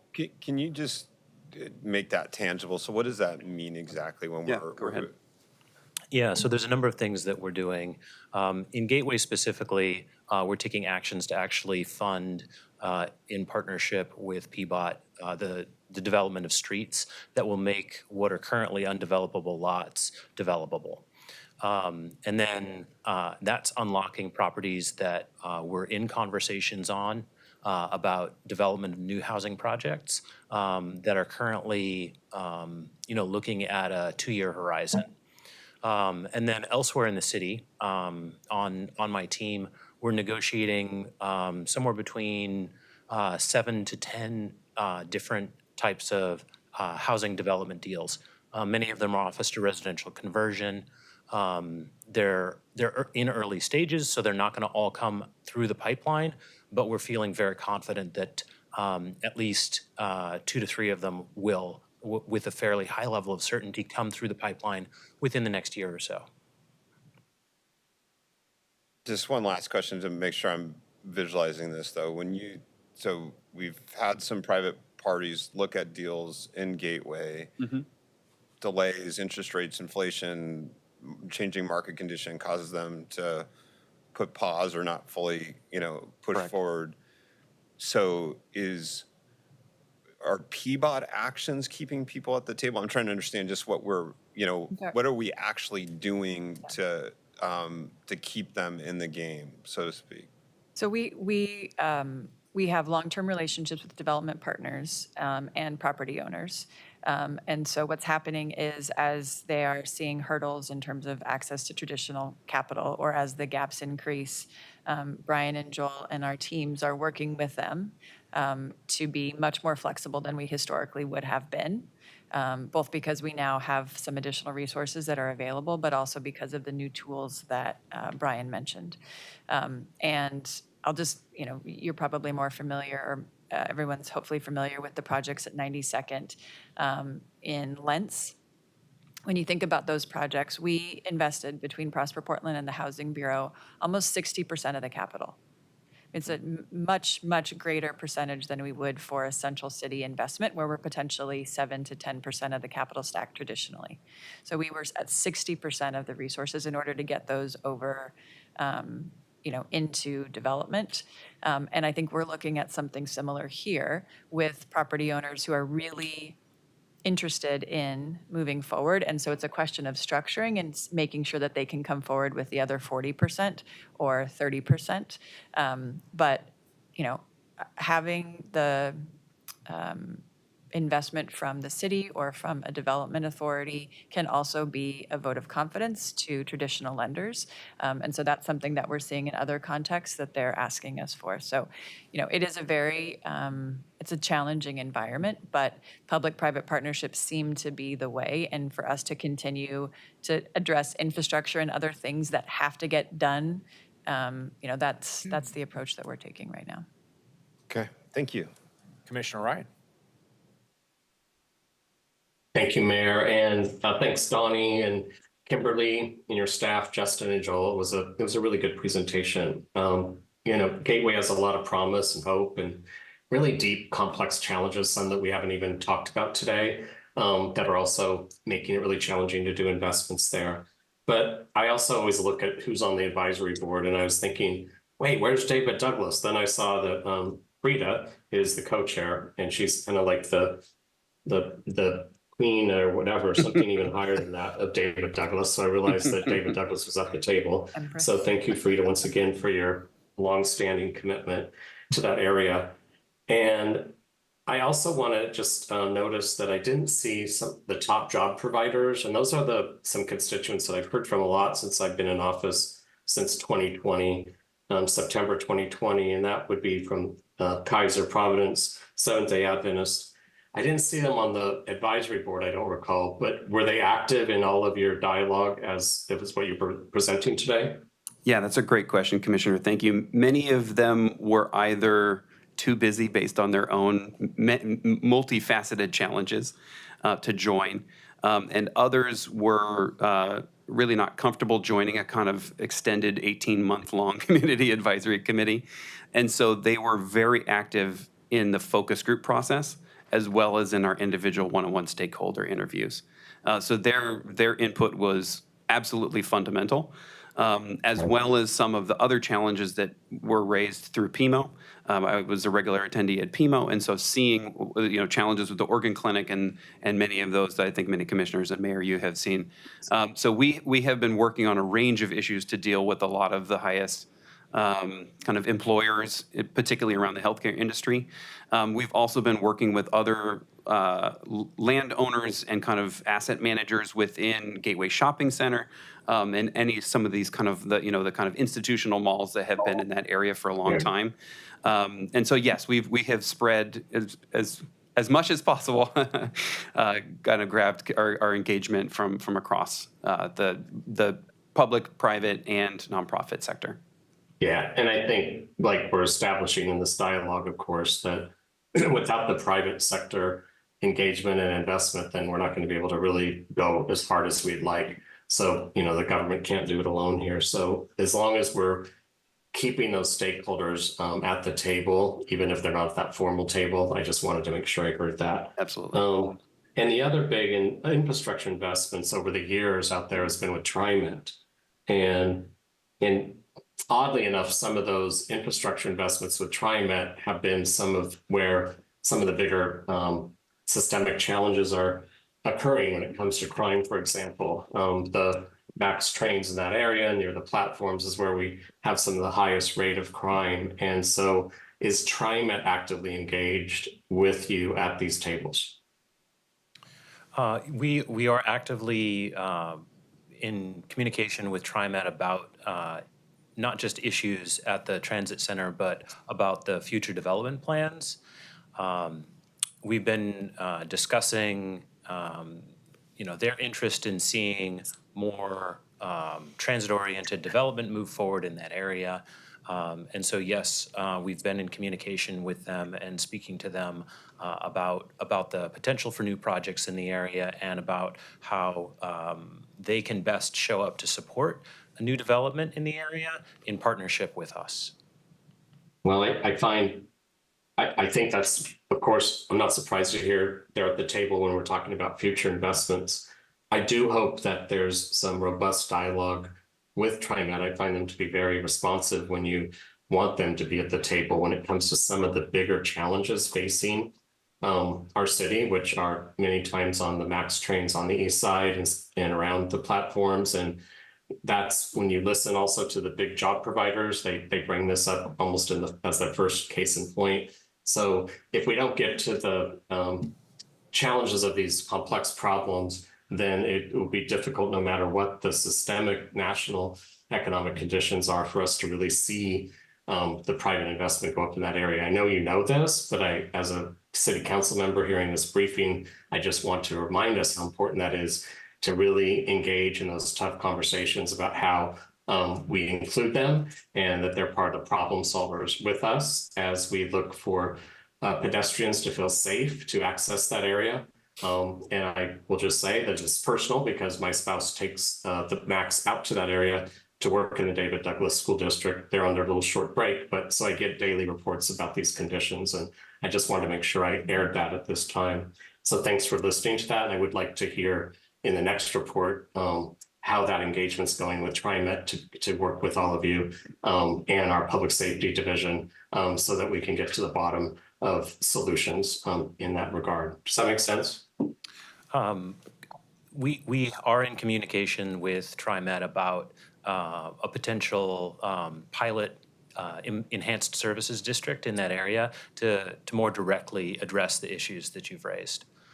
Okay, it's good to hear that. That wasn't, if I missed that in the report, I apologize. But if I just heard that now, which I did for me at least, I want to thank you for that. And I like to hear, I want to hear more about that eventually. One of the bright spots that I thought that I wanted to lift up was the home ownership by BIPOC residents up 300%. Is that true? Did I see that slide? Yes. Okay, so that's a really wonderful, when you're looking at data, you always want to spotlight some practice that you can get excited about. And then when you spotlight that, you want to do everything you can, right, to figure out how to support that. And so what is the action plan to build on that? What's the Northeast equivalent plan, if you will, for home ownership of BIPOC families to become homeowners? Because of course we need that tax, we need the tax base out there, just like we need it all over Portland. And one of our biggest challenges is our tax base is leaving right now. So do give me some more on that. That's a great question, and I'll take a first swing at it, and happy to have my colleagues join in as well as PHB. Raul is here representing PHB, and he can provide some insights on their strategies around homeownership. But, oh yeah, this might be a tease, right? That's this might be a tease. I don't know. All right. But one of the things that we're really excited about, so Prosper recently adopted a new commercial loan tool that's specifically designed to help provide gap financing for small 5 to 10 unit rental or homeownership projects. And we are seeing that one of not just the bright spots for BIPOC residents coming into, whether it's first-time home buyers or just another, an opportunity to move into a house in the East Portland, is that that model actually works really well in Gateway. And one of the things in that kind of environment of pivoting in this action plan away from just trying to get the 10 to 15 story buildings built, was to look at the edges of the district and find all the right properties where we can unlock the residential infill program incentives at the city and back it up with work from our finance department. And so we've actually budgeted that number now. It's not just we hope to bring it there. Like, we actually have money set in this budget to bring dollars to create those units. And then, obviously, we have to abide by fair housing. So it's very different from Northeast. We can't have such an aggressive strategy as we do there. But what we can do is really meet the market where it's at and meet families where they're at when they're looking for a home in the area. Yeah, that was helpful. And also finally, listening to constituents again, when I've been engaging with them for some time, I just keep hearing this over and over again. And that is the big concern about the food desert. They said it's just gotten really bad the last 5 years. So is that coming up in your conversations, or are they just complaining to a commissioner? I'm sure that you have these conversations as well. And was Kroger ever invited to the table, or any of, I don't know, there's mergers going on, but Kroger is one that comes to mind. Yeah, that's a great question.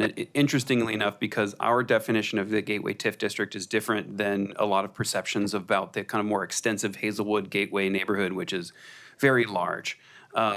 The Gateway TIF district is not a food desert. It has Fred Meyer, it has Winco, and several other smaller markets that even are, like the Indian Bazaar, and there are other kind of smaller specialty markets in the area. That was not as much of an issue. Obviously, there were public safety concerns from leadership within those organizations, but it wasn't the food desert specifically that was affecting a lot of people. People either are able to access those obviously by car, but also through transit, because Fred Meyer's is a transit-oriented grocery store. So there's advantages for that. And so the good thing is that there's a bedrock of food services in the Gateway TIF district. It's about getting access for people that are outside of the TIF district that I think is really important. And hopefully with the connections to the as we do the East Portland TIF exploration, if there's ways to be able to connect, that's really important. I know that people lost a Safeway at 122nd and Burnside, and so making sure that those assets are connected across TIF districts I think is really important in the future. Well, Joel, that was helpful, and I think you're absolutely spot on. It does bleed into Hazelwood Neighborhood Association and such, where I hear that there are comments about that's not the same Fred Meyer it was a few years ago. That is true. I'll stop on that. Anyway, thank you so much for the update. I appreciate it. Thank you. Thank you, Commissioner Ron. Commissioner Rubio. Right, thank you. I have just a couple quick questions. Some of mine got answered just earlier, but first is I know that concurrently right now we're also having the East Portland exploration. Can you talk a little bit about how the feedback from the community in the Gateway, this project has, are there parallels or differences there? Can you talk a little bit about those? Absolutely. So the Gateway Action Plan is a part of the process that we go through once a TIF district has been created. And so in the conversations about the TIF district exploration, particularly in East Portland, the community is very interested in sort of jumping ahead to talking about the kinds of projects and kinds of investments that will be made. And it's through the action planning process that we work with the community to actually identify those investments and to identify those programs. Commissioner, if I can add to that, because I just want to echo Brian's comment that seeing action plans in process is really helpful for the exploration process. And there were a couple of other things that we shared that were lessons learned from the Gateway TIF district as we have gone through the exploration process. So one of those is that the size of Gateway was much too small. And so as we were having conversations with the East Portland TIF Exploration Steering Committee, we were clear about the lessons learned from Gateway and established a minimum acreage for any new TIF district so that we would not repeat the kind of anemic tax increment finance growth that we saw in Gateway. I think there were other, there are a lot of similar concerns that we are hearing and opportunities that we're hearing across the TIF districts or potential TIF districts as we're exploring them. So a real focus on stabilization and celebrating the racial, demographic diversity within each of, across East Portland, and wanting to make sure that there are tools that help not only to build, the 7-story multifamily project, but the 5-unit housing project to stabilize businesses along the corridors. And so much like the creation of the new Cully Tax Increment Finance District was very helpful in terms of establishing the process for this new TIF exploration process, I think what we are piloting in Gateway could very well become, and some of the tools that we're deploying could very well become best practices that get used as we establish potential new action plans in the new TIF districts. Right. Thank you. My second question is about, and one of the other commissioners touched on this about home ownership, but can you talk, I know that Prosper recently created some new loan tools, particularly that will support middle income rental, if I'm correct. Can you talk a little bit about what those are and explain them a little bit more in relation to this area? Yeah. So the new loan products that were created really modified our lending criteria to allow for investment in middle income housing in particular. So prior, we were sort of divided where PHB would handle all of the housing and Prosper would only incidentally invest in housing projects. And so now our new guidelines allow us to make investments directly into middle-income housing projects specifically. And in Gateway, we're looking at not just large-scale projects that are hundreds of units, but also small-scale investment opportunities for individual property owners to do either ADU expansion or to convert their lots into maybe a duplex, a triplex, a fourplex, something like that, that helps support not just increasing housing, but also opportunities to build wealth for existing residents. That's great. So this is something very new that Yes. you were not doing before then. That's correct. Yeah, I believe it was adopted in June. So it was kind of perfect opportunity to kind of lean in and actually budget it within an action plan so that we can implement it immediately. One of the things I think that's really interesting is there's often gaps and one may be an acquisition where it's difficult for someone to acquire a lot, but maybe they've lined up the financing to build it. And so our funding allows that flexibility where we can meet whether it's the small developer or the landowner with financing that can kind of be multi-purposed. And we've actually found lenders already interested in this program so that we can potentially have greater reach by having them already familiar with our loan program and be that commercial lender that can actually step up and provide the remaining suite of opportunities for the new homeowners or renters.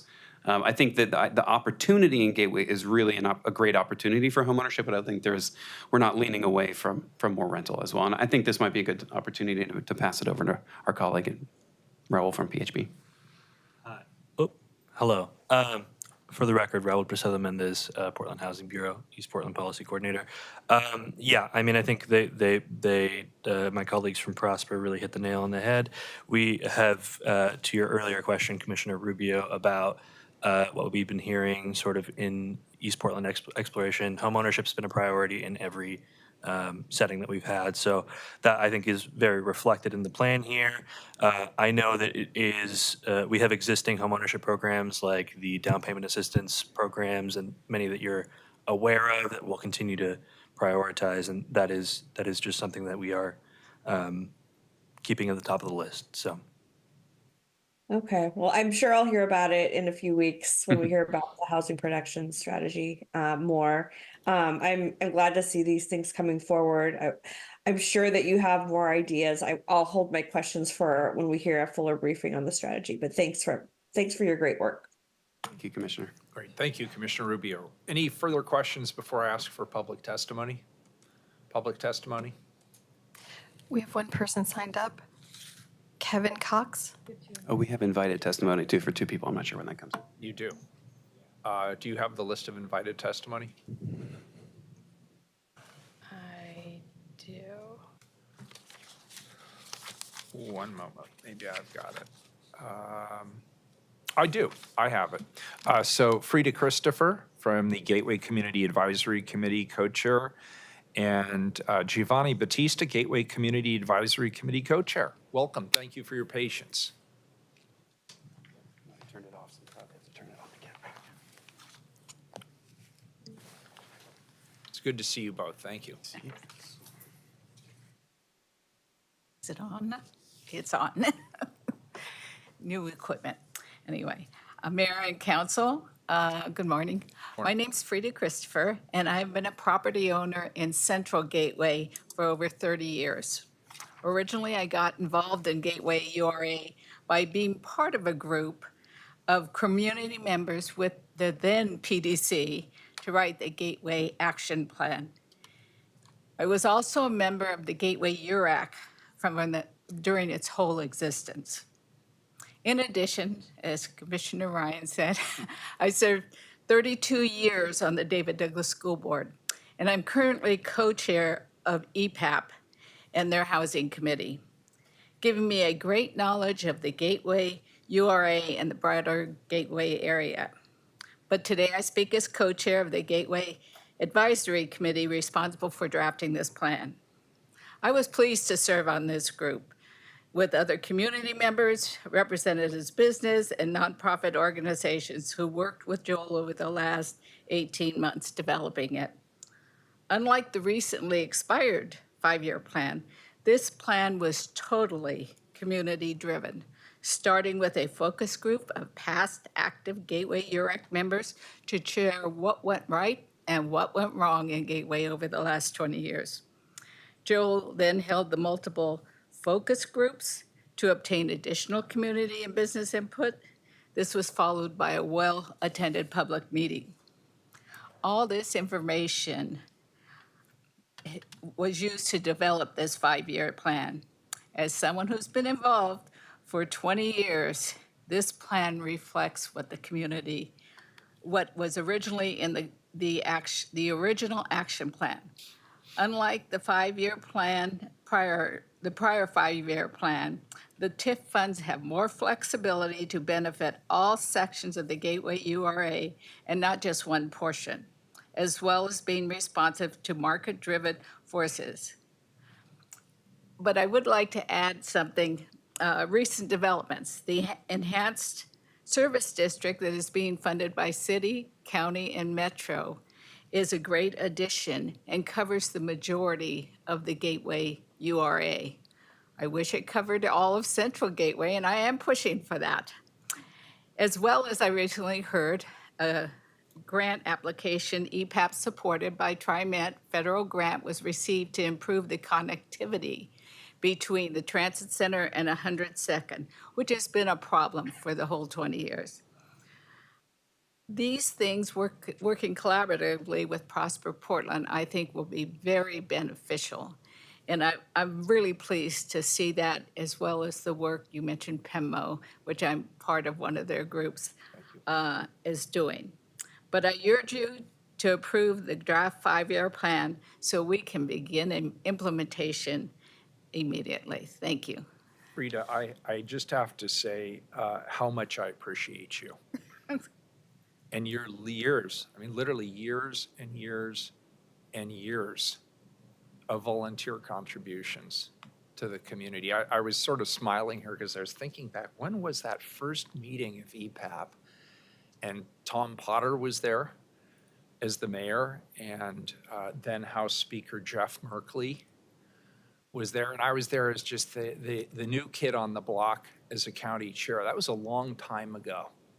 And I think about all of the service that you provided prior to that. You were already very experienced in the community, and all of the service that you've contributed since. You are truly one of the great assets of this community, and I don't want you to walk out here without me saying that. I really appreciate you.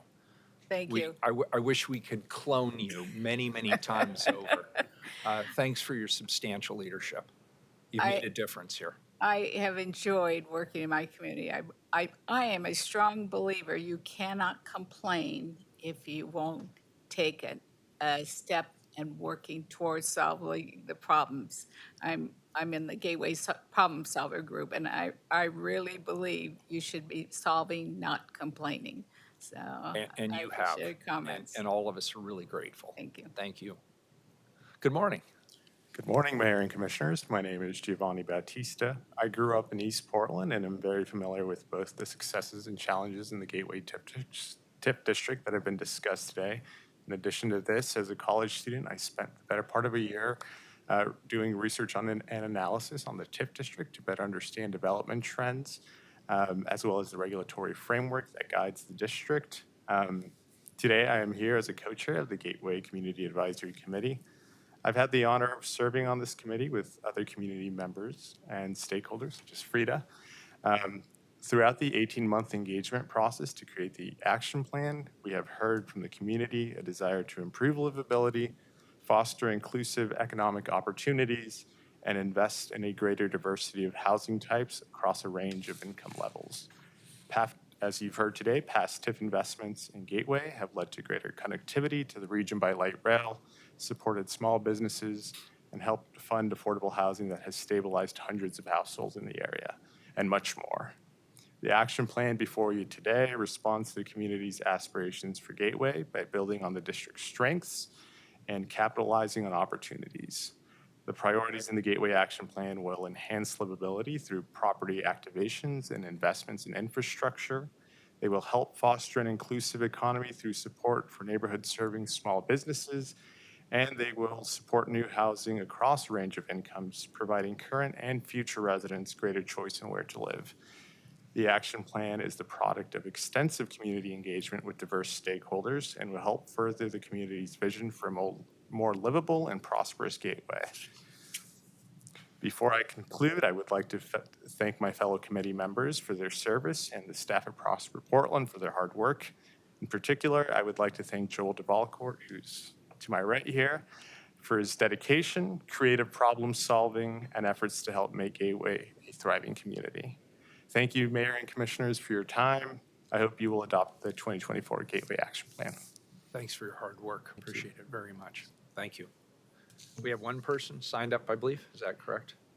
That's correct. Kevin Cox. Kevin Cox. He's joining us in person. Yes, and I don't see them. Looks like he had to go. All right, with that, this is a resolution. Any further discussion? Please call the roll. Gonzalez.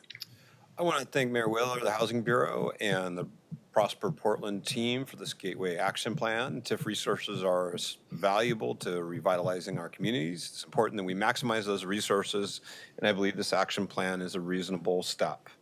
We need long-term investment for places like Gateway and the rest of East Portland. We need infrastructure investment. We need small business support. We need to enable local entrepreneurs, factors that this plan takes into account.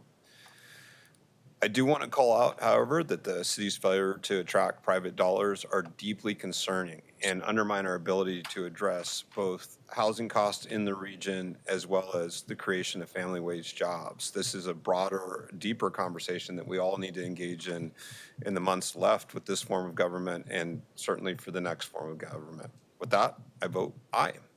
Rubio. Thank you to the Prosper team, to the housing team, Director Branham and Joel DeValcourt for all your work in coming to council with this 5-year community-driven plan for investing in the Gateway District. Thanks to the co-chairs of the Gateway Advisory Committee, and I especially also want to join the mayor in thanking Frida Christopher, not only for your work with the Advisory Committee, but for your tireless engagement and advocacy for the Gateway District. We really, really appreciate your service, Frida. I also want to highlight and share my enthusiasm for the investments and new tools included in this plan, particularly in childcare, in creating more options for affordable homeownership, and for supporting middle income and mixed income housing. I'm happy to vote aye. Ryan. First of all, thank you so much, Joel and Justin, Kimberly Branham, and your team at Prosper Portland. You can tell by the way you could do dialogue with the questions that you're in the dialogue with the community. You didn't have to dig, it was top of mind for you, and it's always refreshing as an elected official to witness that. And most of my questions in the dialogue we had were taken care of, so my remarks can be brief. Of course, I have to join the Frida Christopher salute today, and it's not that we want you to, sometimes when this happens, you think it's your last meeting, and of course that's not it. It's just, it's such a milestone to constantly take a breath and just see how much you carry. And, my experience with you goes back to the David Douglas School Board. And since I've been on the city council, I've noticed just how much broader that is. And I knew a little bit about that, but it is truly impressive. And I also like how I always notice you mentoring others when you work with them. So you don't contain it within yourself. And that's one of my favorite attributes of yours. In my remarks, I mentioned this, but I think the creative private sector investments, we just have to keep spending more meeting time on that. We know that those who are providing jobs are needed, and I worry that they're going to leave. Some of the conversations with those job providers have been a little concerning, and how long will they maintain those services in the area?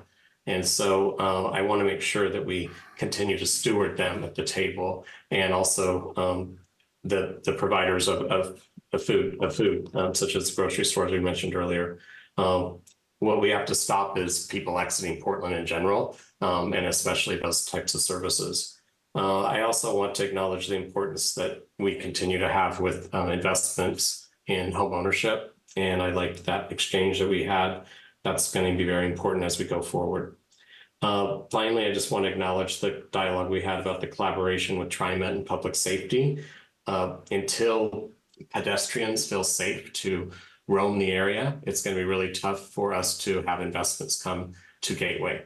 And it's been a growing concern for years, even before COVID, but it's really did accelerate. And I just hope that we continue to see the multi-sector and break down the silos as we get to the bottom of what can really bring investment to Gateway, because it's definitely way more than the market conditions nationally. It's what we can do locally on our side of the street. So when those loosen, we can start to see some progress. And all that said, I'm really excited about where this is at. It was a good presentation, and I'm supportive. I vote aye. Wheeler.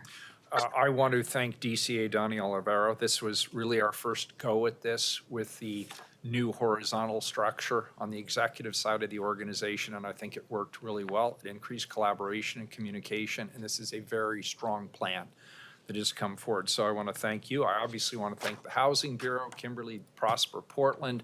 This is an opportunity to unlock $65 million in tax increment financing in this area. Like my colleague said, this is an important element. This allows us, as Kimberly said, to close some of the investment gaps.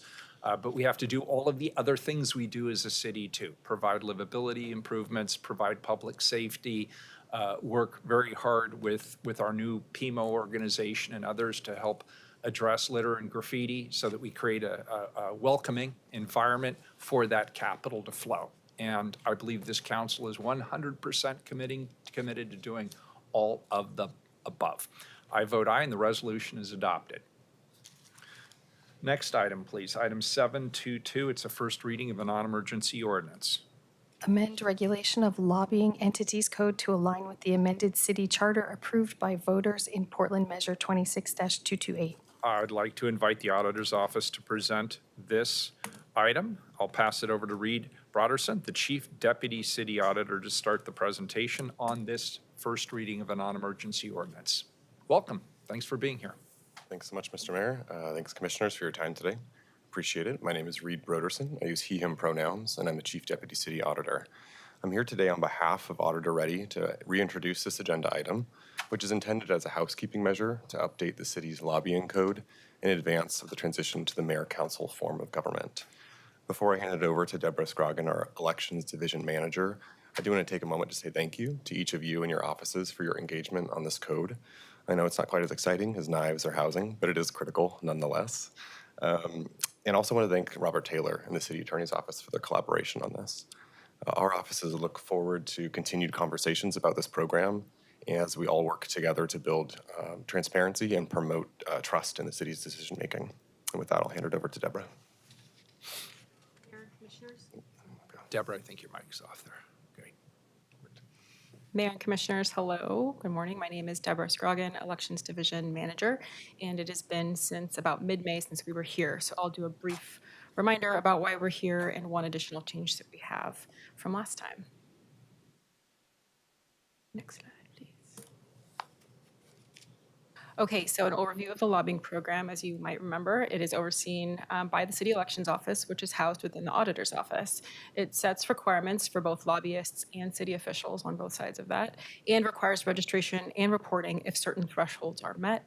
And I think I'm remembering last time, Commissioner Ryan, you were asking what those thresholds are. So just as a reminder, 8 hours or $1,000 spent in a calendar quarter lobbying or preparing to lobby. That's the thresholds we're referencing there. And our office focuses on education, training, and really just increasing the transparency to the public. Next slide. So our proposed amendments here are limited in scope. We want to maintain the status quo as much as possible, add some clarity and define terms throughout. These are really timely updates that align to the mayor-council form of government that we'll go over in a moment, and we hope to lay the groundwork for future policy discussions with council on this code. So what we're doing here is expanding the city director's definition to align with the new form of government. That's a transition requirement that's included in these proposed amendments. We're also narrowing the post-employment restrictions section, which is also a transition-related requirement. We're codifying our current practice with our ability to issue warnings and setting consistent language around deadlines. We're formalizing some processes here as well, including the city procedures for safety situations for city officials and clarifying language using consistent and gender-neutral terms throughout. So what have we added since we've last been here? We have one amendment here, and it clarifies requests for information when the city is asking for that information. So the ability to respond to city requests is not lobbying when that action is administrative in nature. The responses are confined to the information requested by the city, and no entities there have a direct financial benefit in that influential conversation. So with that, I wanted to just thank you from the suggestions from the last time we were here. We have taken those to increase compliance, hopefully, for lobbyists that come to council. There's a declaration requirement. There was a suggestion that we add that information both to our testimony forms, which we have when folks sign up, and to confirmations to lobbyists when they register with us, as well as to our training. So thank you very much for the partnership and that suggestion. And we're happy to take any questions. Thank you. Colleagues, questions? Commissioner Gonzalez. I just want to thank you all for the engagement with my office. I do want to just clarify on the new language around time spent with the city and the economic interest component. I think the concern here from our office, at least from day one, is if someone is responding to an inquiry from the city government, they respond in good faith. That's important input as we're, approaching how we'll tackle a problem, both on the executive side and potentially on the legislative side. That necessitates sometimes engaging with vendors. I mean, that's just they are an important input into crafting administrative approaches and to a certain extent legislative. And I'm just trying to understand the language in 11C.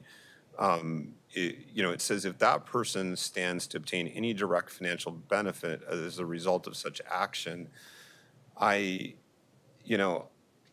think we want the new form of government to engage with potential vendors. And so I'm just trying to understand, would they get tripped up by this language inadvertently in that engagement? Notwithstanding that the city is the one doing the outreach, they're responding to it to answer what's practical in the space. But they're theoretically at that point a future beneficiary of the city's decision. They're a potential vendor down the road. That's why the city's engaging with them. So I just trying to understand how you see this playing out in that scenario. So I do think it would be very fact-specific, so it's hard to go into hypotheticals. But there certainly was no prohibition on that engagement at all. If that person or entity got close to the 8 hours or $1,000 lobbying a city official, they would just need to register and report that activity. It certainly would be not prohibited. And how are they going to know about those requirements, though, right? I mean, I think some of the scenarios we dealt with when you're talking about an out-of-state vendor, they just have no idea. Even out of city, right? We have lobbying rules that apply at the state level. I think it's ORS 171. Even if you're an out of city of Portland vendor, I just don't know.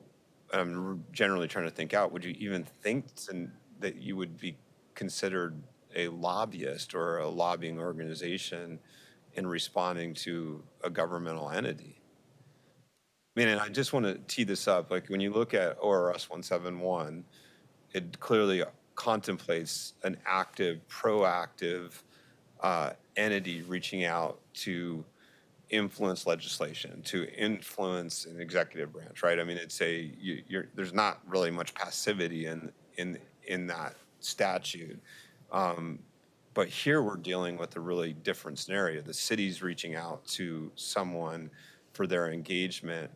I just don't want us to be creating rules that like aren't intuitive to someone who hasn't engaged with the city a lot in the past. It can cause reputational damage. I mean, it to trip it up. So I don't know. Let me know your thoughts on that. Yeah, thank you, Commissioner. I appreciate the question. I'll give you two answers. One would be, most states and cities, pretty much every city of our size has similar regulations. So even if they are out of state, but they're a vendor of any size or note, they should be familiar with this concept.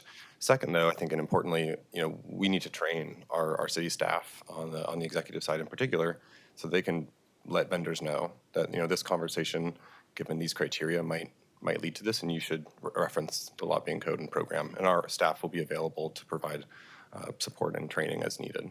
So I think that's a fair call out. We can put it on, Mike, this is going to be your team that's going to have to educate, put folks we engage with in this proactive stage. And maybe the proactive stage isn't really the term, but it's sort of pre-bid stage. It's like, it's where this potentially becomes a problem. I don't know if that's an unfair ask of you guys. I just know that there's visibility. Do you have thoughts on that? Well, just one, Commissioner. This is not a situation that we are unfamiliar with. We often would like the private sector in some way to assist us in information giving when we're trying to develop perhaps a scope for a future project or a future program. There are ways for us to formally do that without having them inhibit their ability to bid on a future program or project. So we'll sometimes issue an RFI, for instance, a request for information, in foreshadowing a future procurement. And that RFI, them giving us information, I don't think prohibits them. First of all, the rule doesn't prohibit them from interacting with us at all, but it certainly also would not infringe on their ability to bid in the future on some future project. So we're pretty familiar with this situation, but I certainly agree with the auditor's office that we can do more training to make sure our staff is well aware of that. Well, and I think the issue here is, we're imposing on that vendor an obligation to file as a lobbyist if they exceed the number of hours. And again, just coming from a vendor who had to occasionally bid on government contracts, like you wouldn't think that you're a lobbyist in that pre-stage where you're responding. And I just don't see the state statute operating in this area. I haven't exhausted. It's definitely trying to prescribe and address the proactive outreach to government and the need to register in that event, but the reactive, I'm still just struggling with. Sure, I don't disagree with you regarding the expectation that a vendor would understand that. I think that's incumbent on us to understand our own rules, and if we're making a request or an interaction of some kind, and we need to let them know there are these thresholds, let's make sure we're staying where we want to be. That, of course, is up, in some ways, up to the vendor, and as long as they realize that if they enter into this situation, there's a rule that says they have to register. So, that's incumbent on us to make sure we've been transparent about those things with people. Okay. One last question here. So ORS 171 defines in great detail what lobbying is and isn't. What problem are we trying to solve for that's not addressed in ORS 171? Why take a different approach to how we define lobbying in the city of Portland from the way the state defines the term? Well, so to be clear, and thank you for your question, Commissioner. So to be clear, state lobbying law does not address lobbying at the city level. So we need distinct regulatory frameworks. We need to have our own, and that's why we do. The state does have some differences, and I'd be happy to talk to your office about those differences. And that does include, the state law does not apply to administrative actions. So there's a difference there. But I think the intent really is to make sure that important city decisions, which includes both policy and the use of resources, that those are being made transparently. And that is really the outcome this is trying to serve. Yeah, we did an analysis briefly, and there is very, very little overlap between state law and city law regarding lobbying codes. But in terms of the behaviors you're attempting to prescribe and to impose additional registration requirements, you know, if someone is engaging with the state agency and trying to convince them to change rules, that's deemed I mean, it's rulemaking. It is an administrative function. And are you interpreting ORS 171 not to, that doesn't constitute lobbying? So lobbying at the city level is different than lobbying at the state level, and lobbying at the city level is not covered under state law. Having not looked at the ORS that you're referencing right now, I can tell you that. Okay, I guess I was just following off a read. I actually, on a quick read it differently. I think ORS 171 would address accessing state agencies in a way that you're trying to influence rulemaking. I think that, you know, at first blush, I do think that is lobbying under state law. I understand the distinction that you're drawing between, you know, that applies at the state level, but I guess I'm just not seeing the difference there in terms of what part of government's being accessed by a lobbying, entity. And then it just begs the question. So then why? And again, this carries over in a whole bunch of stuff you guys deal with, campaign finance, you know, elections. When we choose to go a different way in the city of Portland, it is certainly our right to do that, but it does create potential challenges for folks who are trying in good faith to comply if, you know, you have a definition of lobbying at the state that is different than the definition of lobbying at the city, the biggest city in the state. Just it's a concern. And it's not unique to this space. I think it's a lot of the space you guys swim in, just that potential for gotchas that don't seem, you know, in the abstract fair. Leave it at that. Thank you. Thank you, Commissioner. Commissioner Ryan.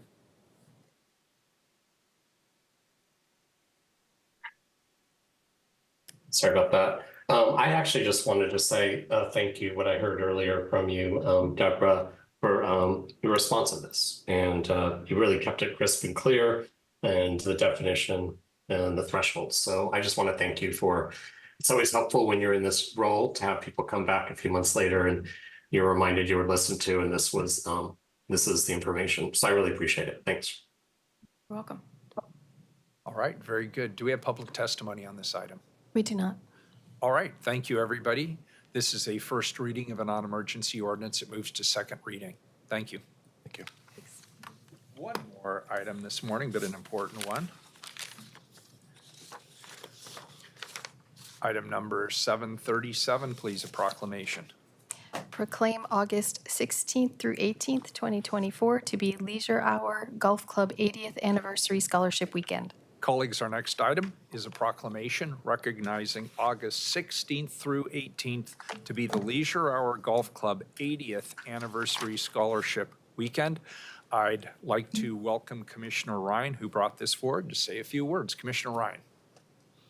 Yes, thank you, Mayor. And I can't see, there they are. I can see their backs now on the screen.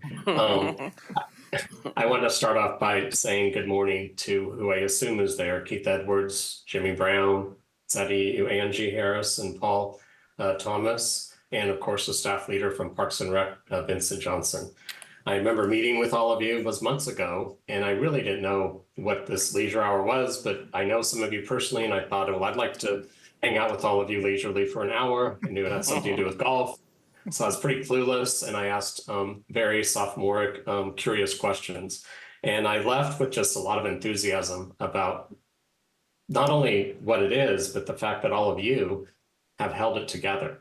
And these are such great Portland stories when you see generations of people coming together and making sure that this is pursued. So I wanted to start off by that. I'm so sorry I couldn't be with you this morning. I am looking forward to, knock on wood, be with you this weekend so I can be there in person to experience the joy. I was just inspired by everything that I heard. And here in Portland, the Leisure Hour Golf Club has been breaking down barriers in golf for 80 years. Let me say that again, 80 years. And it's because of those in council chambers today that this is important and why it exists. Vernon Gaskin, Stephen Wright, Walter and Gladys Ricks, and Shelby Golden celebrated their love of golf by starting the Leisure Hour Golf Club in 1944 as a way to offer inclusive golfing. The Leisure Hour Golf Club became the oldest African-American golf club in the West upon its formation. They were pioneers, bringing Black African-Americans into the sport and taking up Black golfers' rightful space at public golf courses. The Leisure Hour Golf Club has exemplified equity in sports for over 8 decades, and they use their organization to ensure that young Black golfers have more tools to succeed. The Leisure Hour Golf Club Scholarship Tournament blends sporting with education, philanthropy. These scholarships and the Junior Golf Club change lives. Today's proclamation is a beautiful reminder that sports draw us to one another. Public recreation spaces knit our community tighter. And I'm so proud to be part of a city that values the power of multicultural diversity in sports, especially. Nothing comes to my mind higher than golf when I think of this. Golf clubs are notorious for not doing that, but in Portland, Oregon, because of the people that are with us today, we can be inspired. I now, with great honor, turn this over to the speakers who are with us today. Take it away. All right, am I on here? Yeah, thank you. Good afternoon, Mayor and Commissioners. I'm Vincent Johnson, he, him, Director of Golf for Portland Parks and Recreation. And as I sit here today with Leisure Hour Golf Club leadership, I do think about their founding and all their efforts. They came together to advance Black people's presence in golf, and that has played such an indelible role on making stories in today's game possible. For decades, Leisure has shown an amazing impact and what they can do when they create a welcoming community, and they continue to pass along that tradition and others to the youth through their junior golf program. And it gives me great joy to see the success that they've realized, and I look forward to many, many more years of them inspiring the next generation of Black golfers. And perhaps in those ranks sits the future director of golf. So now, with the great honor, I'd like to introduce the leadership from Leisure Hour Golf Club. We have Jimmy Brown, Leisure Hour Golf Club Vice President, Angie Harris, Leisure Hour Junior Golf Program Volunteer Program Manager, and Paul Thomas, Leisure Hour Junior Golf Program Vice Chair. Mr. Brown, take it away. Thank you, Vincent. My name is Jimmy Brown, for the record. I am a resident of Tigard, Oregon, but I am a hack golfer throughout the Portland metropolitan area. I have a proclamation to read, but before I do that, I would like to pass this to Paul and to Angie, if possible. It's been some 20 years since I sat in front of City Council as the Director of the Office of Neighborhood Involvement doing similar things like this. So I want to offer this opportunity first to Paul and Angie. Good morning. My name is Paul Thomas, for the record. I, as mentioned, am the Vice Chair of the Leisure Hour Junior Golf Program Board of Directors, as well as the Director of the Leisure Hour Junior Golf Program Bridge to Success Education Program. I definitely want to take time to thank Commissioner Ryan and the City Council for their support of both of our golf clubs. We also want to acknowledge the support of We Are Better Together and the support of our Leisure Hour Junior Golf Program's scholarship program, which provides funding to Portland metro area high school seniors planning to attend college the following fall. Just to give you a bit of quick background on the clubs, about 80 years ago, as mentioned, the Leisure Hour Golf Club was founded by a group of people who just wanted to play golf in the city of Portland. The senior club was formed in 1944, and about 14 years later, the Leisure Hour Junior Golf Program was founded. The Leisure Hour Junior Golf Program's mission is to provide a spawning ground for potential young champions, an opportunity for a lifetime of recreational golf, and an opportunity to develop meaningful relationships on and off the golf course. The Leisure Hour Junior Golf Club established the junior golf program in 1978. And as part of the program, all junior golfers learn the 9 core values: honesty, integrity, sportsmanship, respect, confidence, responsibility, perseverance, courtesy, and judgment. They learn the game of golf and are able to complete 9 holes of golf on a par 3 course towards the end of the program. Achieve better health and wellness, which we all can benefit from. Support community service. They participate in 2 community service events during the program, and also achieve higher education. Participants are required to attain higher education. One opportunity for achieving higher education includes the Leisure Hour Junior Golf Program Bridge to Success High School Transition Program. Our program provides guidance to higher education and alternative post-high school options, including four-year college, community or junior college, skilled apprenticeships, entering the workforce directly, military service, as well as entrepreneurship. Our mission is to assist all students that we support in obtaining their dream life, no matter what that dream is. And in addition to that, the junior golfers also learn the Leisure Hour Junior Golf Program Pledge, which Ms. Angie is going to talk about. Hello, my name is Angie Harris for the record, and I too want to thank Commissioner Dan Ryan and to thank all of you guys for being here and for listening to our presentation today. I have been involved with the Leisure Out Junior Golf Program for over 23 years. I have 3 kids that went in the program. They're ages 34, 30, and 23 now. So that lets you know how long I've been a part, and they love golf to this day and still play. We have such a range of students who attend schools from all over, come together to learn the sport they would not ever had on their radar because a lot of kids are thinking about basketball and baseball and other sports, but golf, what is that? So I have a story to tell you about a young grandma who told me that she tried to introduce her granddaughter to play a sport every day, to get involved with a sport, and every sport that she played, she quit. Literally quit. I turned around to her and I said, get her into golf. Bring her to me. Bring her to us. And she did bring her to us. And now this is her 3rd year in our golf program. So that's remarkable. I want to thank the mayor and the city council for your continuous support of our organization. And it's been 80 years. Can you guys believe that it's been 80 years that our program exists? With that being said, I want to end with the pledge. This pledge was written by Mr. and Mrs. Skurlock, and sad news to say, Mr. Skurlock passed away a couple of days ago. Rest in peace. Him and his wife have taught over 100 plus kids how to play golf, and they was our mentor, and they also kept the kids equipped with golf equipment, which was a blessing to us. So the pledge goes like this. When I step onto the golf course, I enjoy the game of golf. I will obey the rules. I will respect myself and others. I will respect the dress code and be neat and have integrity, honesty, patience, and be courteous. I will not say I can't. I will say I can. And when I leave the golf course, I will take this with me through life, for the rewards are great. And all the kids would scream, I am somebody. Thank you. Thank you.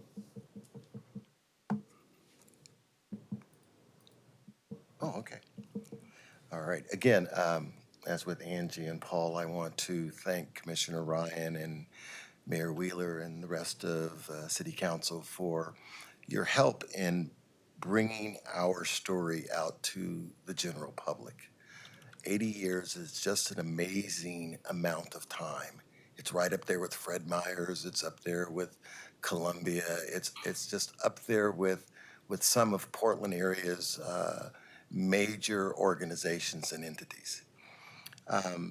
The proclamation that I would like to read essentially follows the history of Leisure Hour. And so it may be a little lengthy, but it is worth listening to because it details the history of what someone and groups of people can do in order to better their time in this community. Whereas the City of Portland supports the use of public facilities by all community members, regardless of race, ethnicity, gender, or physical ability. And whereas Leisure Hour Club was founded in 1944 in Portland, Oregon, with the purpose of increasing minority representation on public golf courses due to segregation, discrimination, and racism. And whereas at its formation, Leisure Hour became the oldest African-American golf club west of the Mississippi River. And whereas Leisure Hour Golf Club is indebted to the vision and contributions of its pioneer members, Mr. Vernon Gaskin, Mr. Stephen Wright, Mr. Walter Ricks, Ms. Gladys Ricks, Mr. Sam Wagner, and Mr. Shelby Golden.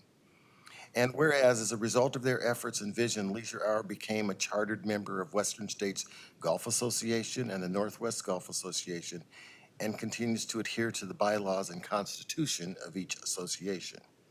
And whereas Leisure Hour Golf Club held its first tournament during the summer of 1944, that tournament, Pacific Northwest Negro Amateur Golf Tournament, was held at Eastmoreland Golf Course.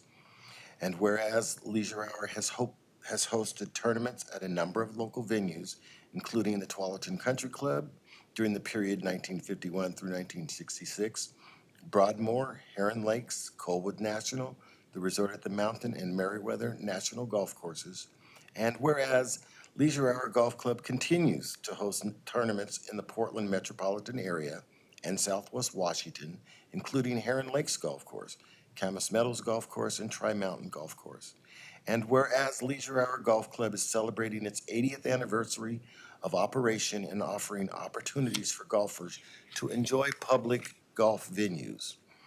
Whereas Leisure Hour Golf Club is vested in its commitment to providing opportunities for minority golfers to play golf throughout the region, and is committed to ensuring all golfers, regardless of age, gender, ethnicity, lifestyle, and economic background, have a place that is safe, transparent, welcoming, and enjoyable on the links and beyond. And whereas Leisure Hour Golf Club is committed to civic engagement and promotes this through the 501c3 nonprofit junior golf program, which provides skills and life experience utilizing golf as a model to support academic achievement for local area high school students. And whereas Leisure Hour Golf Club supports this effort through providing scholarships toward higher education, engagement in trade schools, and other academic programs that lead to lifelong learning. It is through these efforts that Leisure Hour Golf Club meets its civic and community engagement values. And whereas the city recognizes that Leisure Hour Golf Club has been in existence for 80 years, providing opportunities for Black golfers and other marginalized golfers of color to enjoy the values of camaraderie, connection, health, and well-being, while staying focused on the values of civic engagement and academic achievement for young people. And whereas the city affirms that all public golf courses are open and available to the community, members of all races, ethnic backgrounds, gender, age, and economic backgrounds, and supports the efforts of Leisure Hour Golf Club in bringing together diverse community members seeking to engage in civic activities and academic opportunities. Now therefore, I, Ted Wheeler, Mayor of the City of Portland, Oregon, the City of Roses, do hereby proclaim August 16th through 18th, 2024, to be Leisure Hour Golf Club 80th Anniversary Scholarship Weekend in Portland, and encourage all residents to observe this weekend. Thank you all for being here. Thanks for your great leadership. We appreciate it. Thank you. Thank you. And we are adjourned. Colleagues, let's get a photo with you guys if that's okay. You're right.